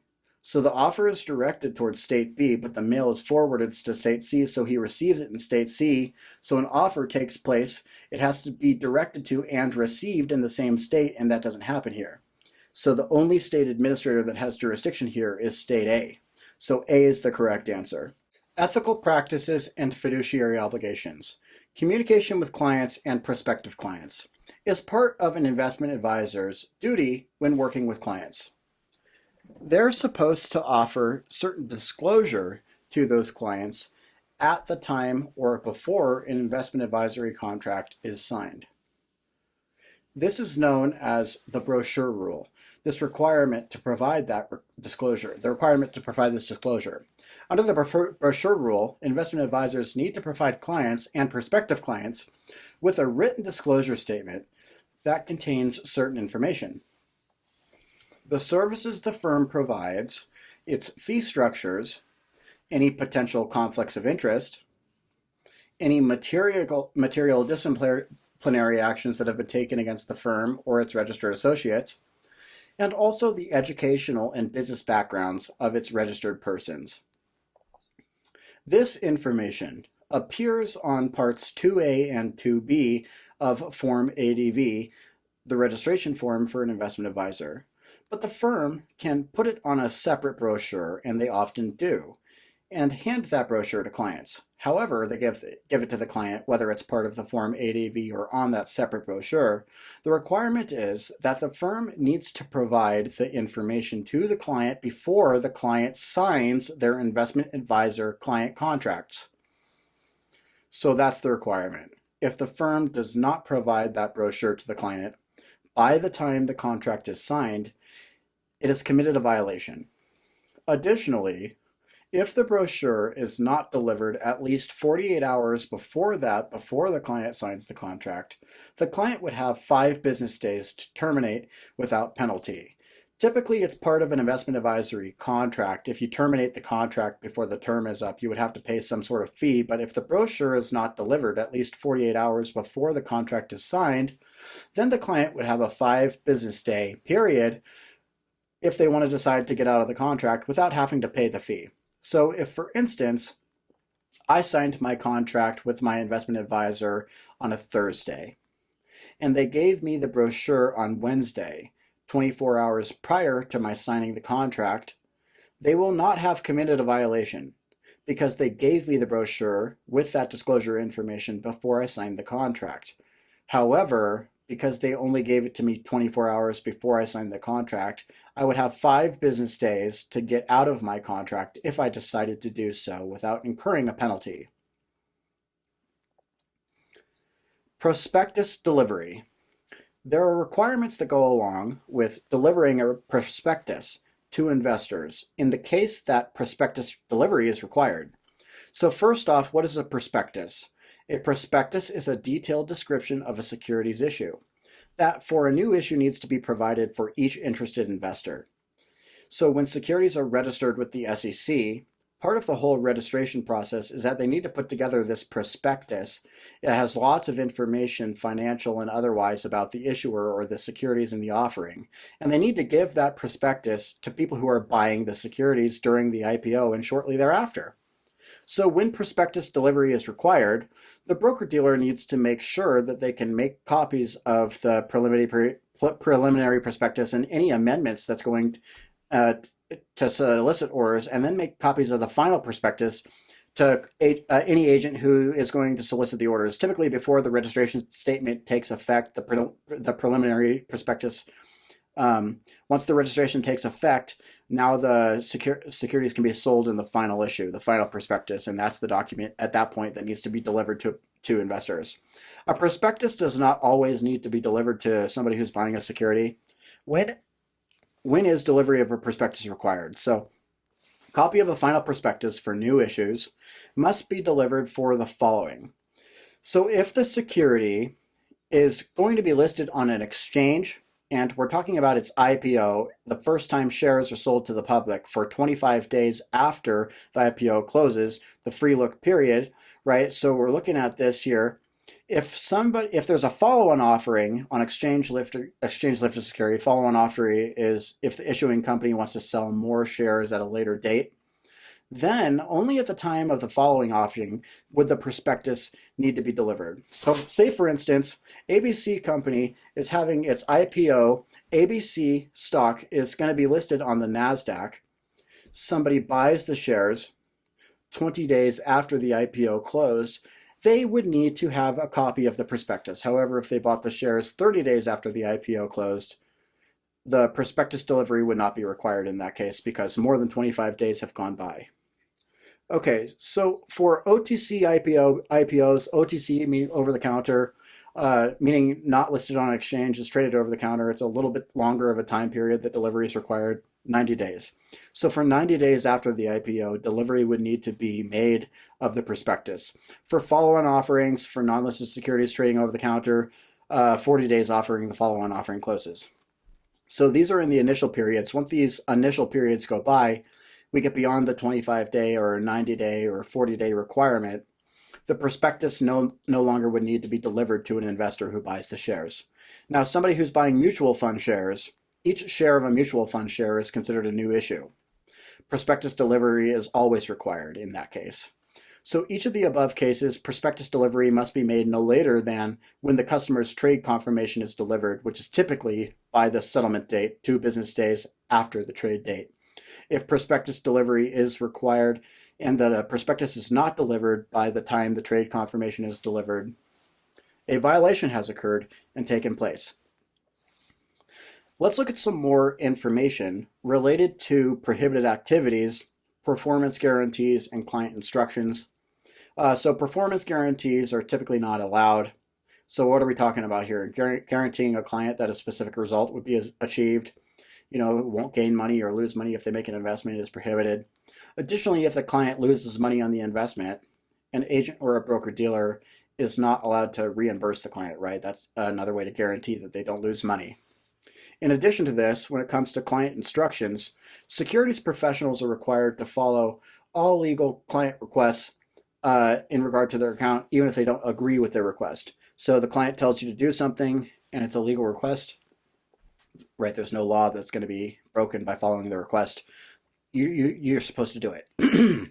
So for example, if a client asks you to sell securities in the morning and you think the share price is going to rise, so you wait to the afternoon and sell it for a higher price. In the process, you show off your skill and give your client additional profit, so the client gains financially, but this would be considered unethical because you did not follow the client's advice.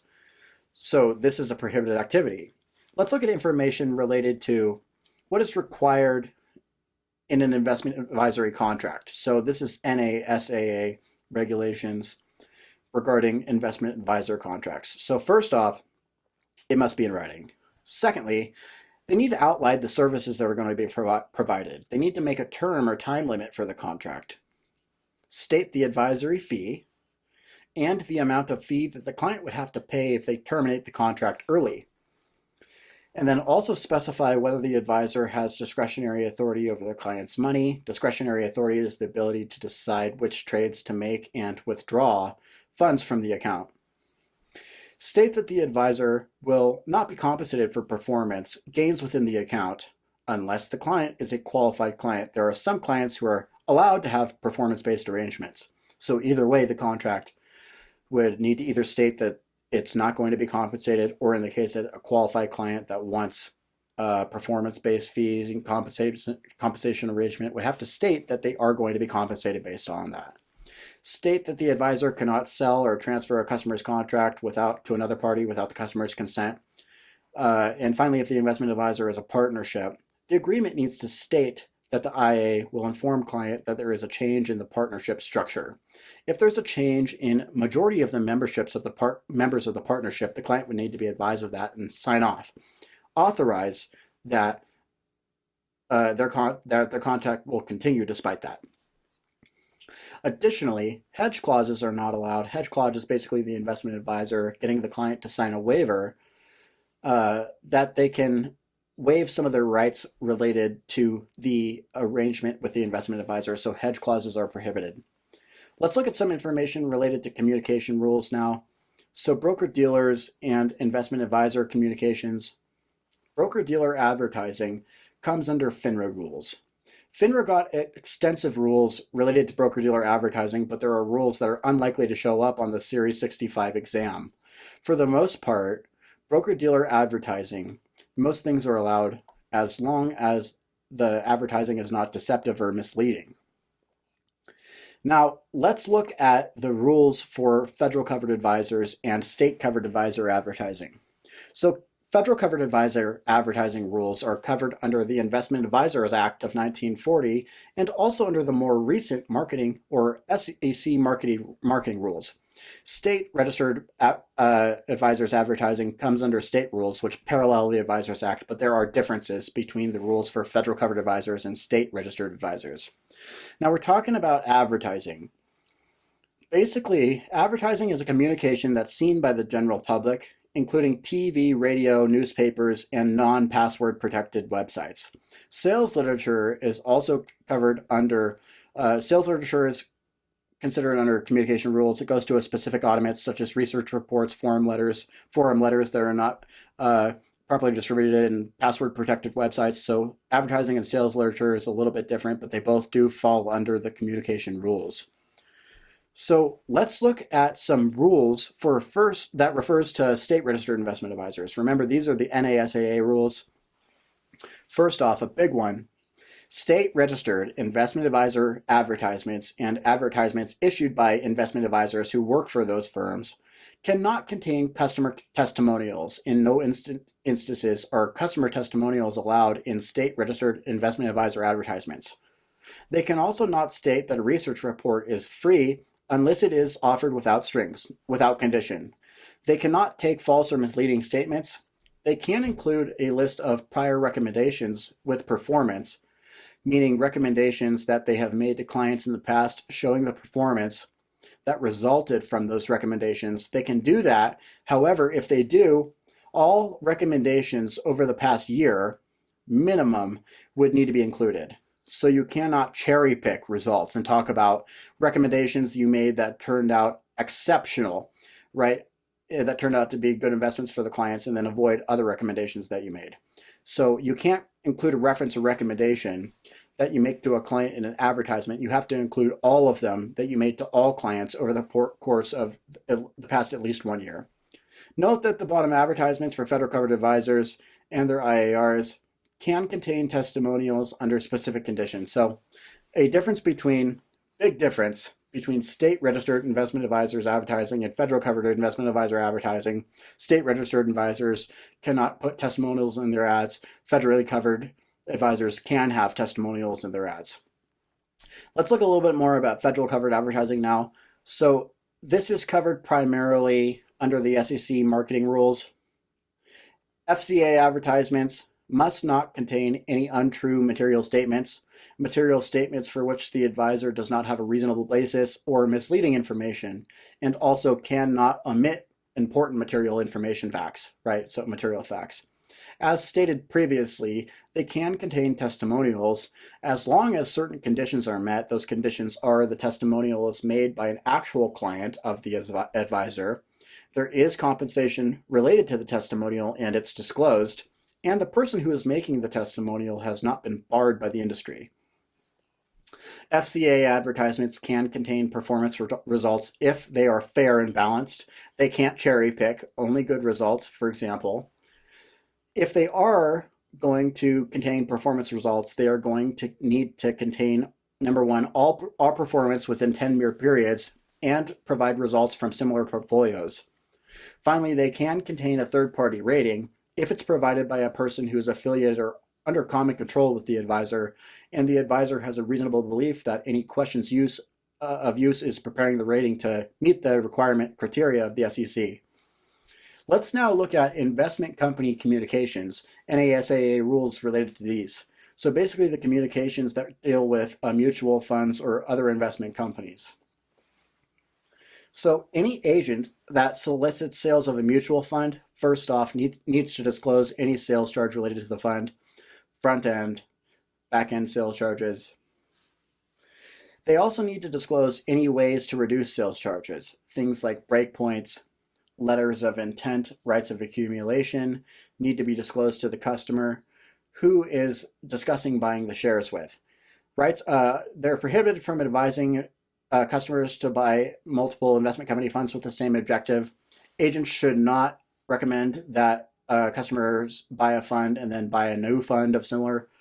They might pay more in fees. The more transactions that the agents affect, the more customer pays fees.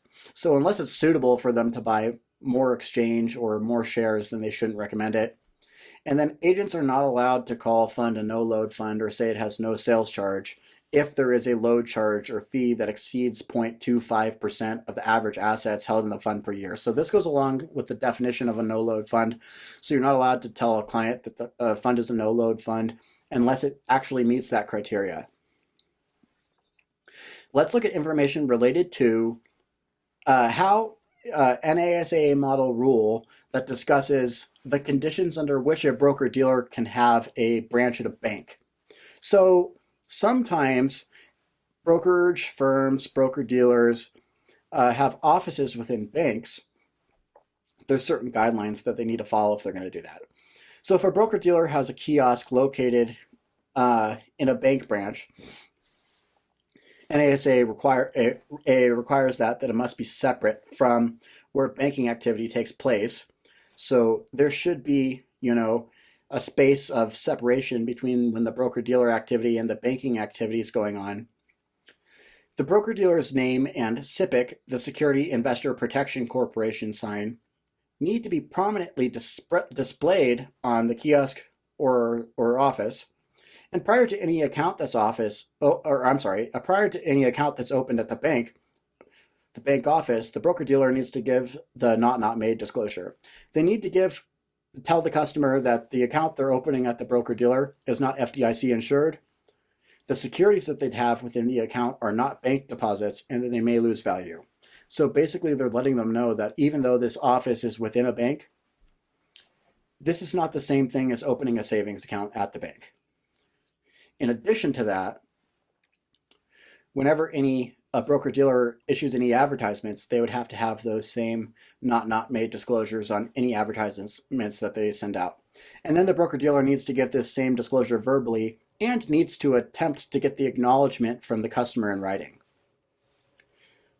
Let's look at rules related to investment advisor compensation, types of compensation for investment advisors, how they're paid. The most common way that an investment advisor is paid is a percentage of assets under management. They could also be paid via flat fees. Wrap fee is a wrap fee that wraps all the services provided combined. Investment advice, commissions, all wrapped together. And if the client is a qualified client, then they can have a performance-based fee arrangement, meaning if the portfolio performs above a benchmark, they get extra money related to that. The advisor is allowed to send its portfolio trades to an affiliated broker-dealer as long as they disclose this to their clients. Right, investment advisors often offer investment advice and broker-dealers affect transactions, so the investment advisor can send those trades to a broker-dealer to be affected that's affiliated with the broker-dealer, but they need to tell the clients in advance. The broker-dealer to which the investment advisor is sending their clients' trades can earn commissions for executing those trades. It can also be paid 12b1 fees. Oftentimes when they sell shares of mutual funds, they receive 12b1 fees as compensation. And finally, the executing broker-dealer or firm where that trade is executed can repay some of those commissions back to the IA in the form of soft dollars. So a soft dollar arrangement. Soft dollars are basically services that the broker-dealer provides to the investment advisor in return for the investment advisor bringing their clients' trades to the broker-dealer. It's an acceptable arrangement as long as the soft dollar services are things that benefit the investment advisor's clients. Things like research, market data, trading software. These are all things that could potentially help the advisor make better recommendations to their clients if those are the services that the broker-dealer provides to the investment advisor in return for the investment advisor bringing their clients' trades to the broker-dealer. Then it's an acceptable soft dollar arrangement because it's benefiting the customers. However, if the services that the broker-dealer provides the investment advisor thinks that would help the investment advisor but not their clients, like if they're paying the salaries of the investment advisor's associates or paying for the advertising the investment advisor puts out, these are not things that benefit the client. That would not be an acceptable soft dollar arrangement. Additionally, when we talk about soft dollars, anytime the IA has a soft dollar arrangement with a broker-dealer, it needs to be disclosed to the investment advisor's clients. As we said earlier, investment advisors can sometimes have performance-based arrangements with certain clients. Now, the client needs to meet certain characteristics in order to do this arrangement. In fact, most clients do not meet this arrangement. But if the client is a qualified client, the investment advisor can set up this sort of arrangement. So what are we talking about here? Performance-based fee is basically a fee that the investment advisor or IAR can earn based on capital gains or appreciation in the account, usually based on gains of a benchmark. Like a standard performance-based arrangement would be something like if the portfolio grows by a greater amount of the S&P 500, let's say it grows this year, the IA will earn an extra 10% of the assets. If they exceed that benchmark, then they get some extra amount of money. Performance-based fees are prohibited by the Investment Advisors Act and the NSAA rules, but with some notable exceptions. So some of these types of clients, some exceptions, right? These clients can, the rich man rule the weed, right? This is for high net worth individuals. Somebody who has at least 2.2 million in net worth, excluding the value of their primary residence, or 1.1 million in assets, could have one of these arrangements. A qualified purchaser, an individual or a family with a corporation with at least 5 million investments, or a non-family owned corporation with at least 25 million in investments. A business development company, a BDC, these are closed-end funds that invest in smaller, troubled businesses that are not regulated under the Investment Company Act. A private investment company, companies whose shares are beneficially owned by no more than 100 people and don't make a public offering of their securities. Registered investment companies, like mutual funds, closed-end funds, annuities, unit investment trusts. Certain investment advisory personnel, like officers, directors, registered investment advisor reps, and then also non-residents of the United States. They can all have performance-based arrangements. Now, that doesn't mean just because a client is one of these 7 types of clients that they have to have a performance-based arrangement. It means that they're allowed to if they and the investment advisor agree to it. So what about broker-dealers and agents? Can they share in the gains and losses of a client account? So broker-dealer is not allowed to charge performance-based fees. A broker-dealer agent can share in the profits and losses of a client's account as long as certain conditions are met. First off, they need to have the written authorization of the client and their employing broker-dealer. And then they would also need to have a joint account with that client. They must have some of their own money invested in that account. And then they could only share to the profits and losses based on the percent of what they have invested. So for example, Sarah, who's a agent of ABC Broker-Dealer, works with a client named Joe. Joe wants her to share in the gains of his account, so he gives her written authorization to do so, and ABC also gives written authorization. Sarah then contributes 30% to the account, so she's now able to share in 30% of the profits in the account. She'd also be responsible for 30% of any losses in the account. So remember, for an agent of a broker-dealer to share in the gains of losses, they have to give the authorization of their firm, the client whose account we're talking about, and they have to have that percentage of their own money in the account based on the percentages of what they can share on in their own percentages invested. Let's look at broker-dealers and their ability to share in commissions and fees. Remember, agents are basically paid in commissions. They receive some percentage of the value they receive in commissions. Agents are allowed to share commissions with other agents as long as they work at the same broker-dealer or broker-dealer under common control. What that means, 2 agents work at the same firm. They're both registered. The commission on a transaction is $100.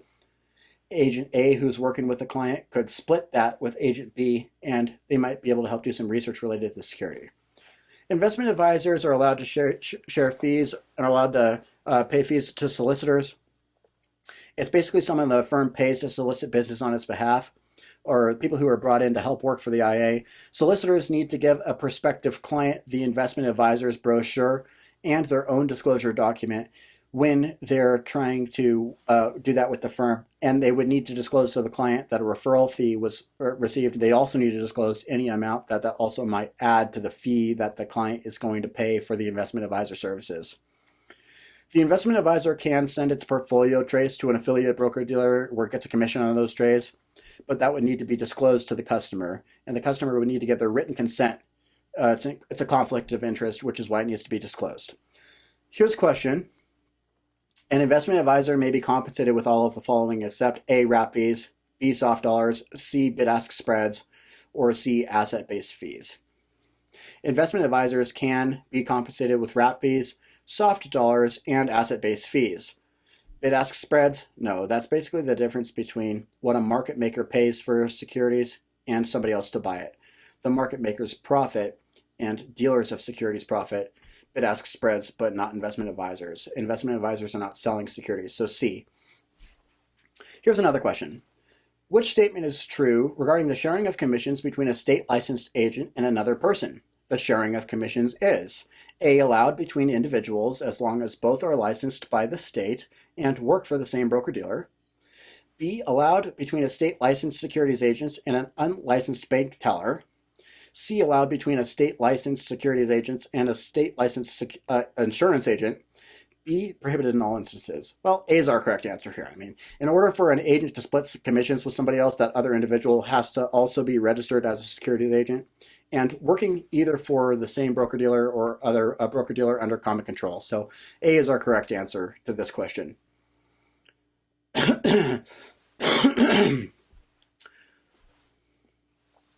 All right, let's look at custody for investment advisors. Custody basically it occurs when the investment advisor has the ability to control, take possession of a client's funds and securities. Now, IAs don't always have custody of client funds. In fact, some states don't allow it. So the IA cannot take custody of client's assets if the administrator has a rule prohibiting this.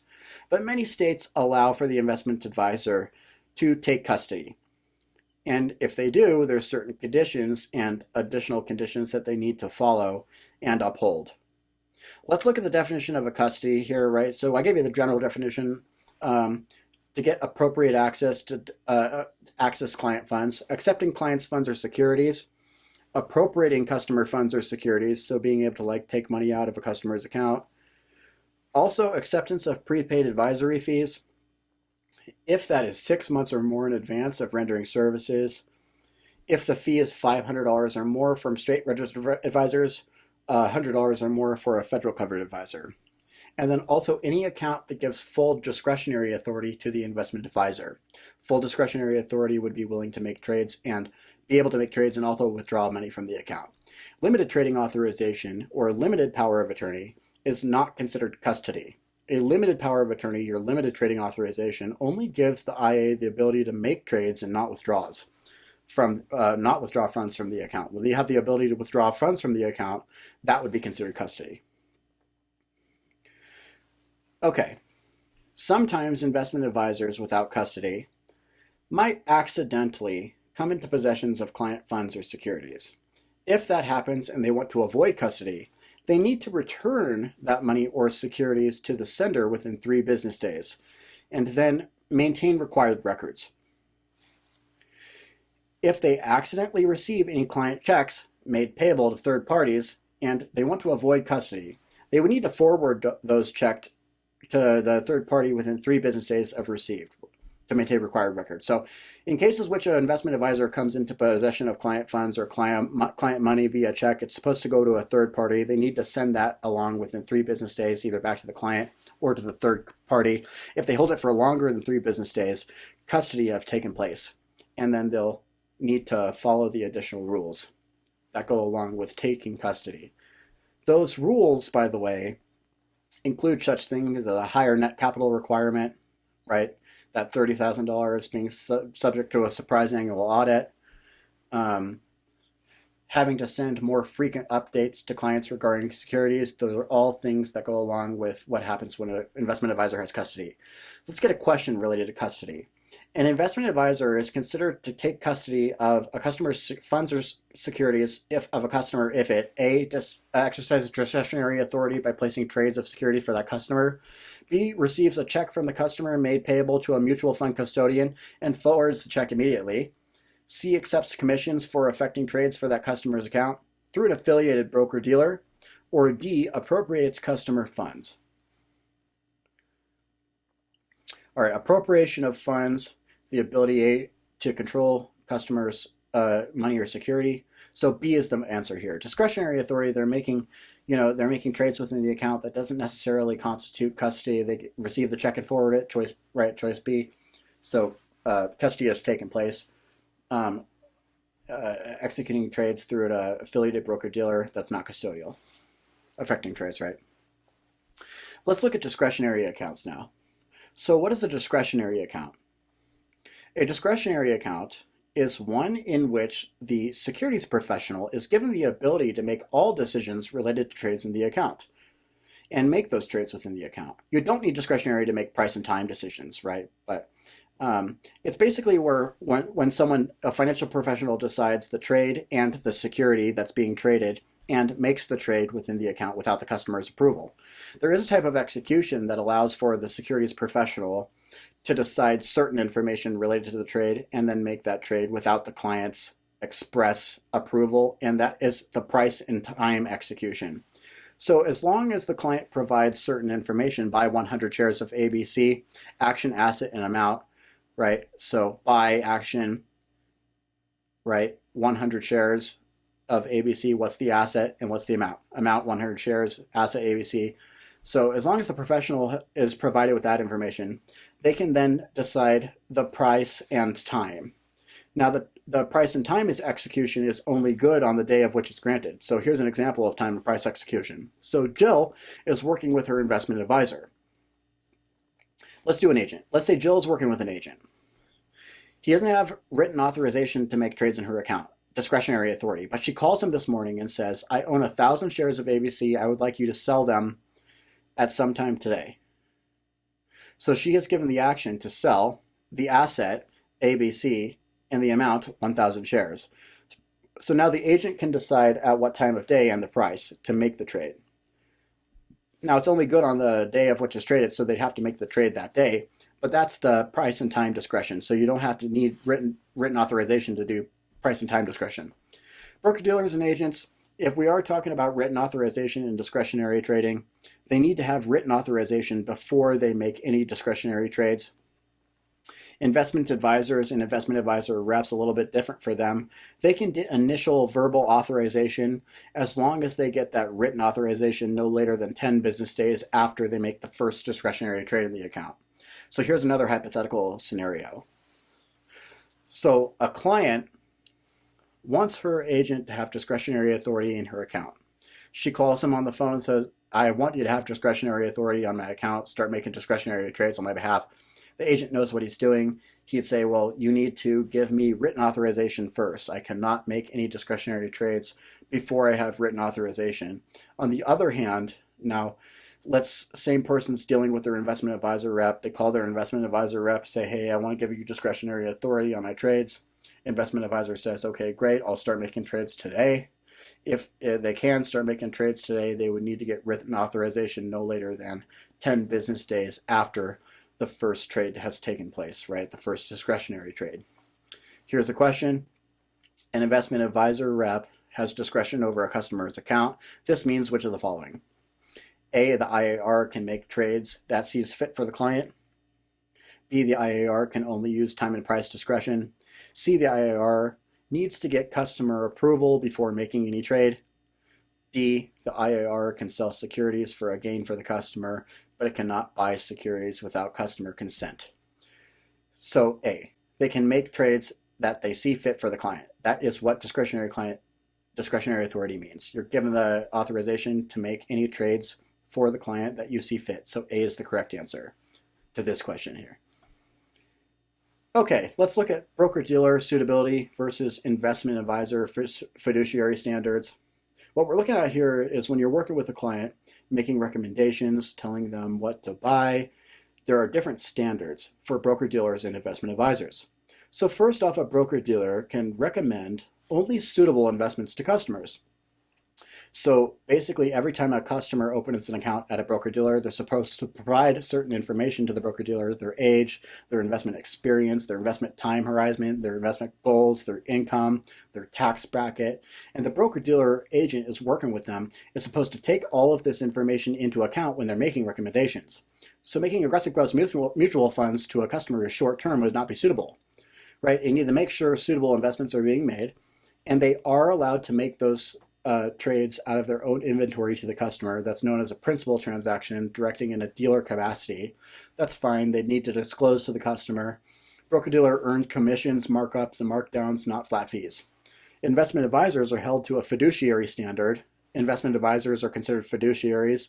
They have to put their client's best interest above their own interest at all times. As part of this fiduciary standard, they can only do the following with written client consent. So tell a client to take one action while the IA takes the opposite action. For instance, they tell the client to buy ABC stock when the investment advisor just sold it.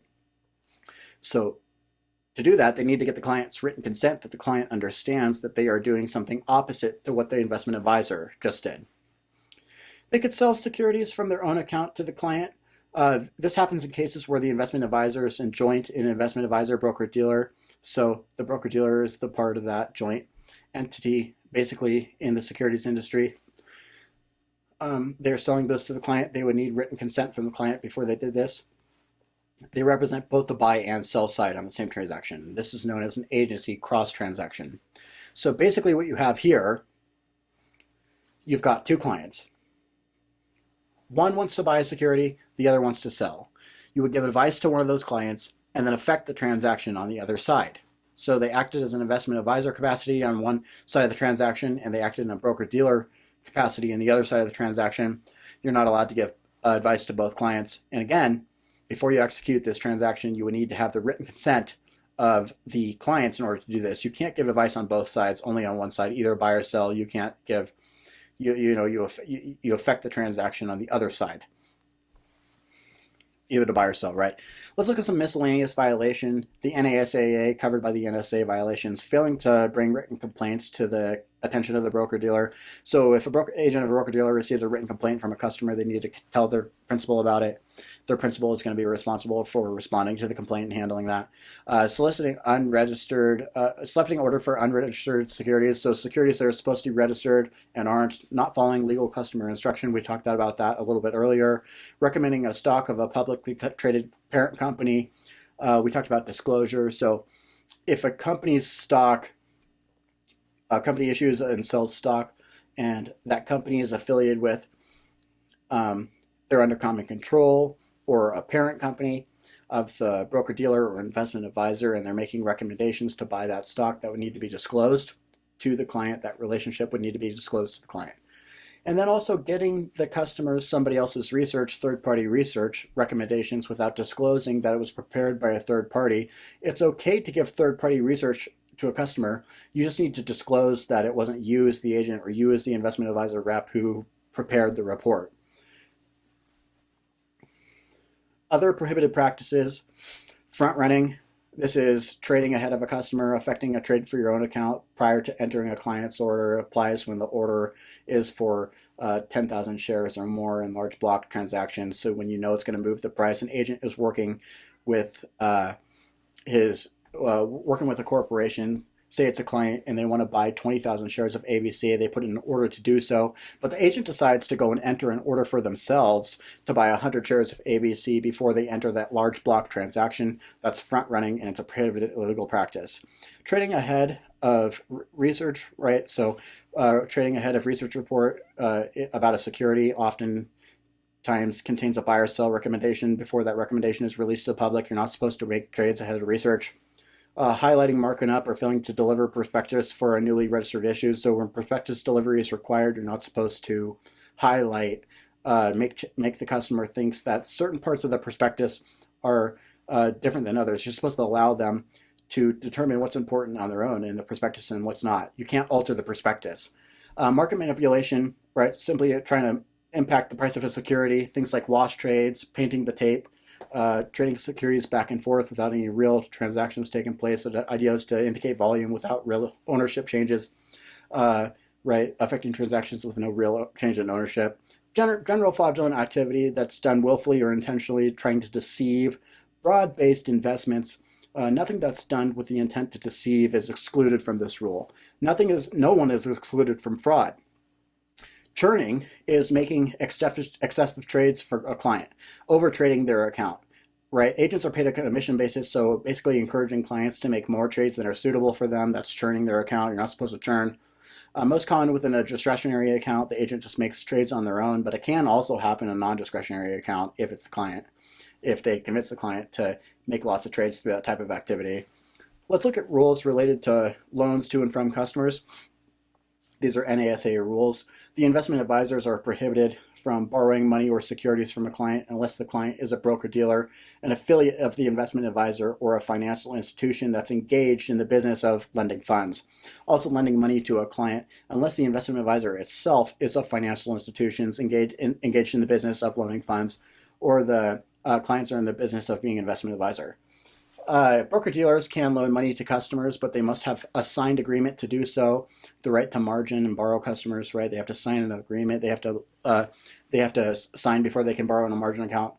Broker-dealers are not allowed to borrow money or lend money to a customer, even if they're a bank. They can borrow money normally from a lending institution, as long as the lending institution is not a customer. In fact, they can borrow money from anybody, as long as that other individual or entity is not a client of the agent. But agent under NASAA rules are prohibited from borrowing money. FINRA rules are a little bit different, but your exam's going to talk about the NASAA rules. Here's a question. An investment advisor rep IAR is permitted to borrow money from A, a customer that's a financial institution, B, any customer if the loan is disclosed to the investment advisor, C, any customer that's defined as an accredited investor, or D, nobody. Remember, investment advisor reps can borrow money from financial institutions or customers, and also from affiliates of the investment advisor, but A is the correct answer. Here's another question. A federal covered advisor makes a loan to one of their clients for the purpose of buying a residence for personal use. The loan is secured by a lien on the house. Which statement is true? A, this is not permitted because an advisor cannot place a lien on assets. B, this is not permitted because the value of the securities for the loan may change in relation to the principal amount of the loan. C, this is permitted because the advisor can make the loan secured by real estate. D, this is not permitted because an advisor cannot make a loan to a client. Investment advisors, whether federal covered advisors or state covered advisors, cannot make loans to clients. So D is the correct answer to this question. Let's look at some specific conflicts of interest that could show up on the test. First off, an investment advisor acting as a principal and an investment advisor in the same transaction. So remember, broker-dealers regularly sell out of their own inventory, broker capacity, principal transactions. That's common for investment advisors because investment advisors are not registered as dealers. They don't deal from their own inventory. Now, if the investment advisor is a joint investment advisor broker-dealer, and this is relatively common nowadays, they operate in investment advisor capacity and a broker-dealer capacity.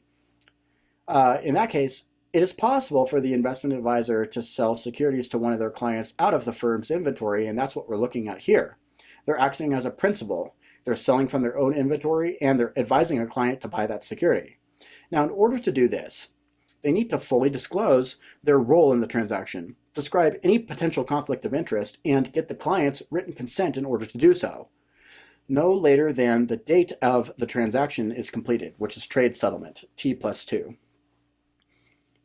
Then the trade confirmation needs to be sent to the client, disclosing the firm's roles as principal and state that the client was previously informed and note that they gave written consent. So what we're talking about here, an investment advisor has a client that they are telling they should buy ABC stock as advice. ABC stock is held in the broker-dealer's inventory, right, or in joint of the broker-dealer investment advisor, so they're going to buy it from the firm. So the IA is giving investment advice, and they're acting as the principal as the transaction, selling it out of their own inventory. They would need to get their client's consent to do that. An agency cross transaction, mentioned a few minutes back, but an agency cross transaction basically happens when the firm represents both the buy and sell side of the transaction. This again is something that would happen potentially if a joint investment advisor, broker-dealer. So what they do here is they're affecting the transaction for one party and offering advice to another party. They can only offer advice to one side of the transaction. They can't tell the buyer to buy or the seller to sell. So they broker the transaction, offer advice, broker the transaction to one party, offer the advice to another one. If they charge a fee, they could charge a fee to each client. They could charge an investment advisor a fee to the client who they're giving advice. They could charge commission to the client on the other side. So say that just a hypothetical. ABC Investment Advisors is a joint investment advisor broker-dealer. They have one client who owns shares of XYZ and another client who wants to buy shares of XYZ. So they broker transactions between the two clients. They tell one client they advise to sell the securities, and then they affect the transaction on the other side. They can collect the advisor fee from one client, the commission on the other side. In order to do this, though, they need to have the written consent of both clients, provide full disclosure, and then annually they need to disclose in writing the number of agents and cross transactions and the amount of commissions, perhaps, that the firm has collected as a result of those transactions. Other conflicts of interest, recommending securities to the professional best, right? So anytime an investment advisory recommends a security, the disclosure must be made. The IAR should disclose if the IAR is personally recommending against the recommendation. Example, recommending a security that the IAR has just recently sold. It can be perfectly legitimate. You know, client suitability information might be different from the IARs, so it could make sense for the IAR to sell and the client to buy, for instance, but they need to disclose what they're doing.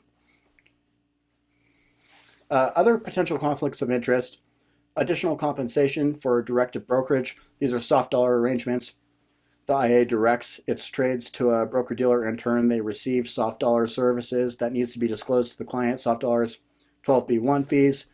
Agents of broker-dealers are being paid to sell mutual funds by 12b1 fees. That needs to be disclosed. Any other hidden fees. And any control relationship with an issuer or another firm needs to be disclosed.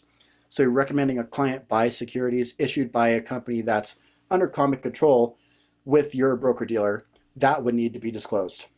Now, if a securities professional does not disclose a conflict of interest, then they should not take part of any transaction that's connected to that conflict of interest.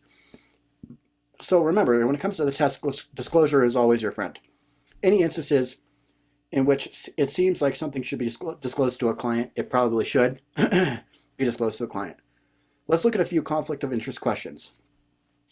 May duly registered alpha investment advisors offer to sell securities from its own inventory to a client? Yes, as long as they disclose to the client and receive written authorization. True or false? An investment advisor may serve as an agent from one party to a transaction and an investment advisor to another party and charge a fee to each client. True. This is an agency cross transaction. As long as they disclose to the client and get the client's written consent, they are allowed to do that. They cannot offer advice both times, but as long as they follow those standards, they can do it. So true. Number 3, as an IAR allowed to tell a client to buy securities that they have just sold? Well, yes, but they need to disclose to the client that this is just happened, but they can't do that. Last, true or false? If an IAR has a soft dollar arrangement with a broker-dealer and it uses that broker-dealer to affect all transactions for all clients, the soft dollar arrangement does not need to be disclosed to each client. False. You would need to disclose that soft dollar arrangement to each client. Let's look at record-keeping requirements. The Uniform Securities Act states that any records must be kept in compliance with SEC record-keeping rules. The NASAA rules for state-registered advisors is that record must be kept for 5 years. The first 2 years, readily accessible. There are some records that must be kept for longer than 5 years. Organizational records, such as articles from corporations, articles of partnership, these need to be kept by the firm for its entire lifespan, and then 3 years after it goes out of business. So most records, 5 years. Advertising, for instance, customer accounts, but the foundational records for the lifetime of the firm and then for 3 years thereafter, closure. Which of the following statements is correct concerning restrictions on advertisings by investment advisors under the NASA's statement of unethical business practices? A, investment advisors may not advertise their fees.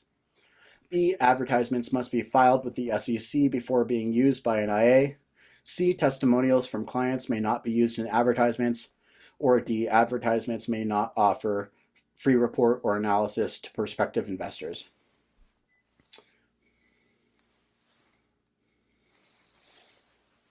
C is the correct answer here.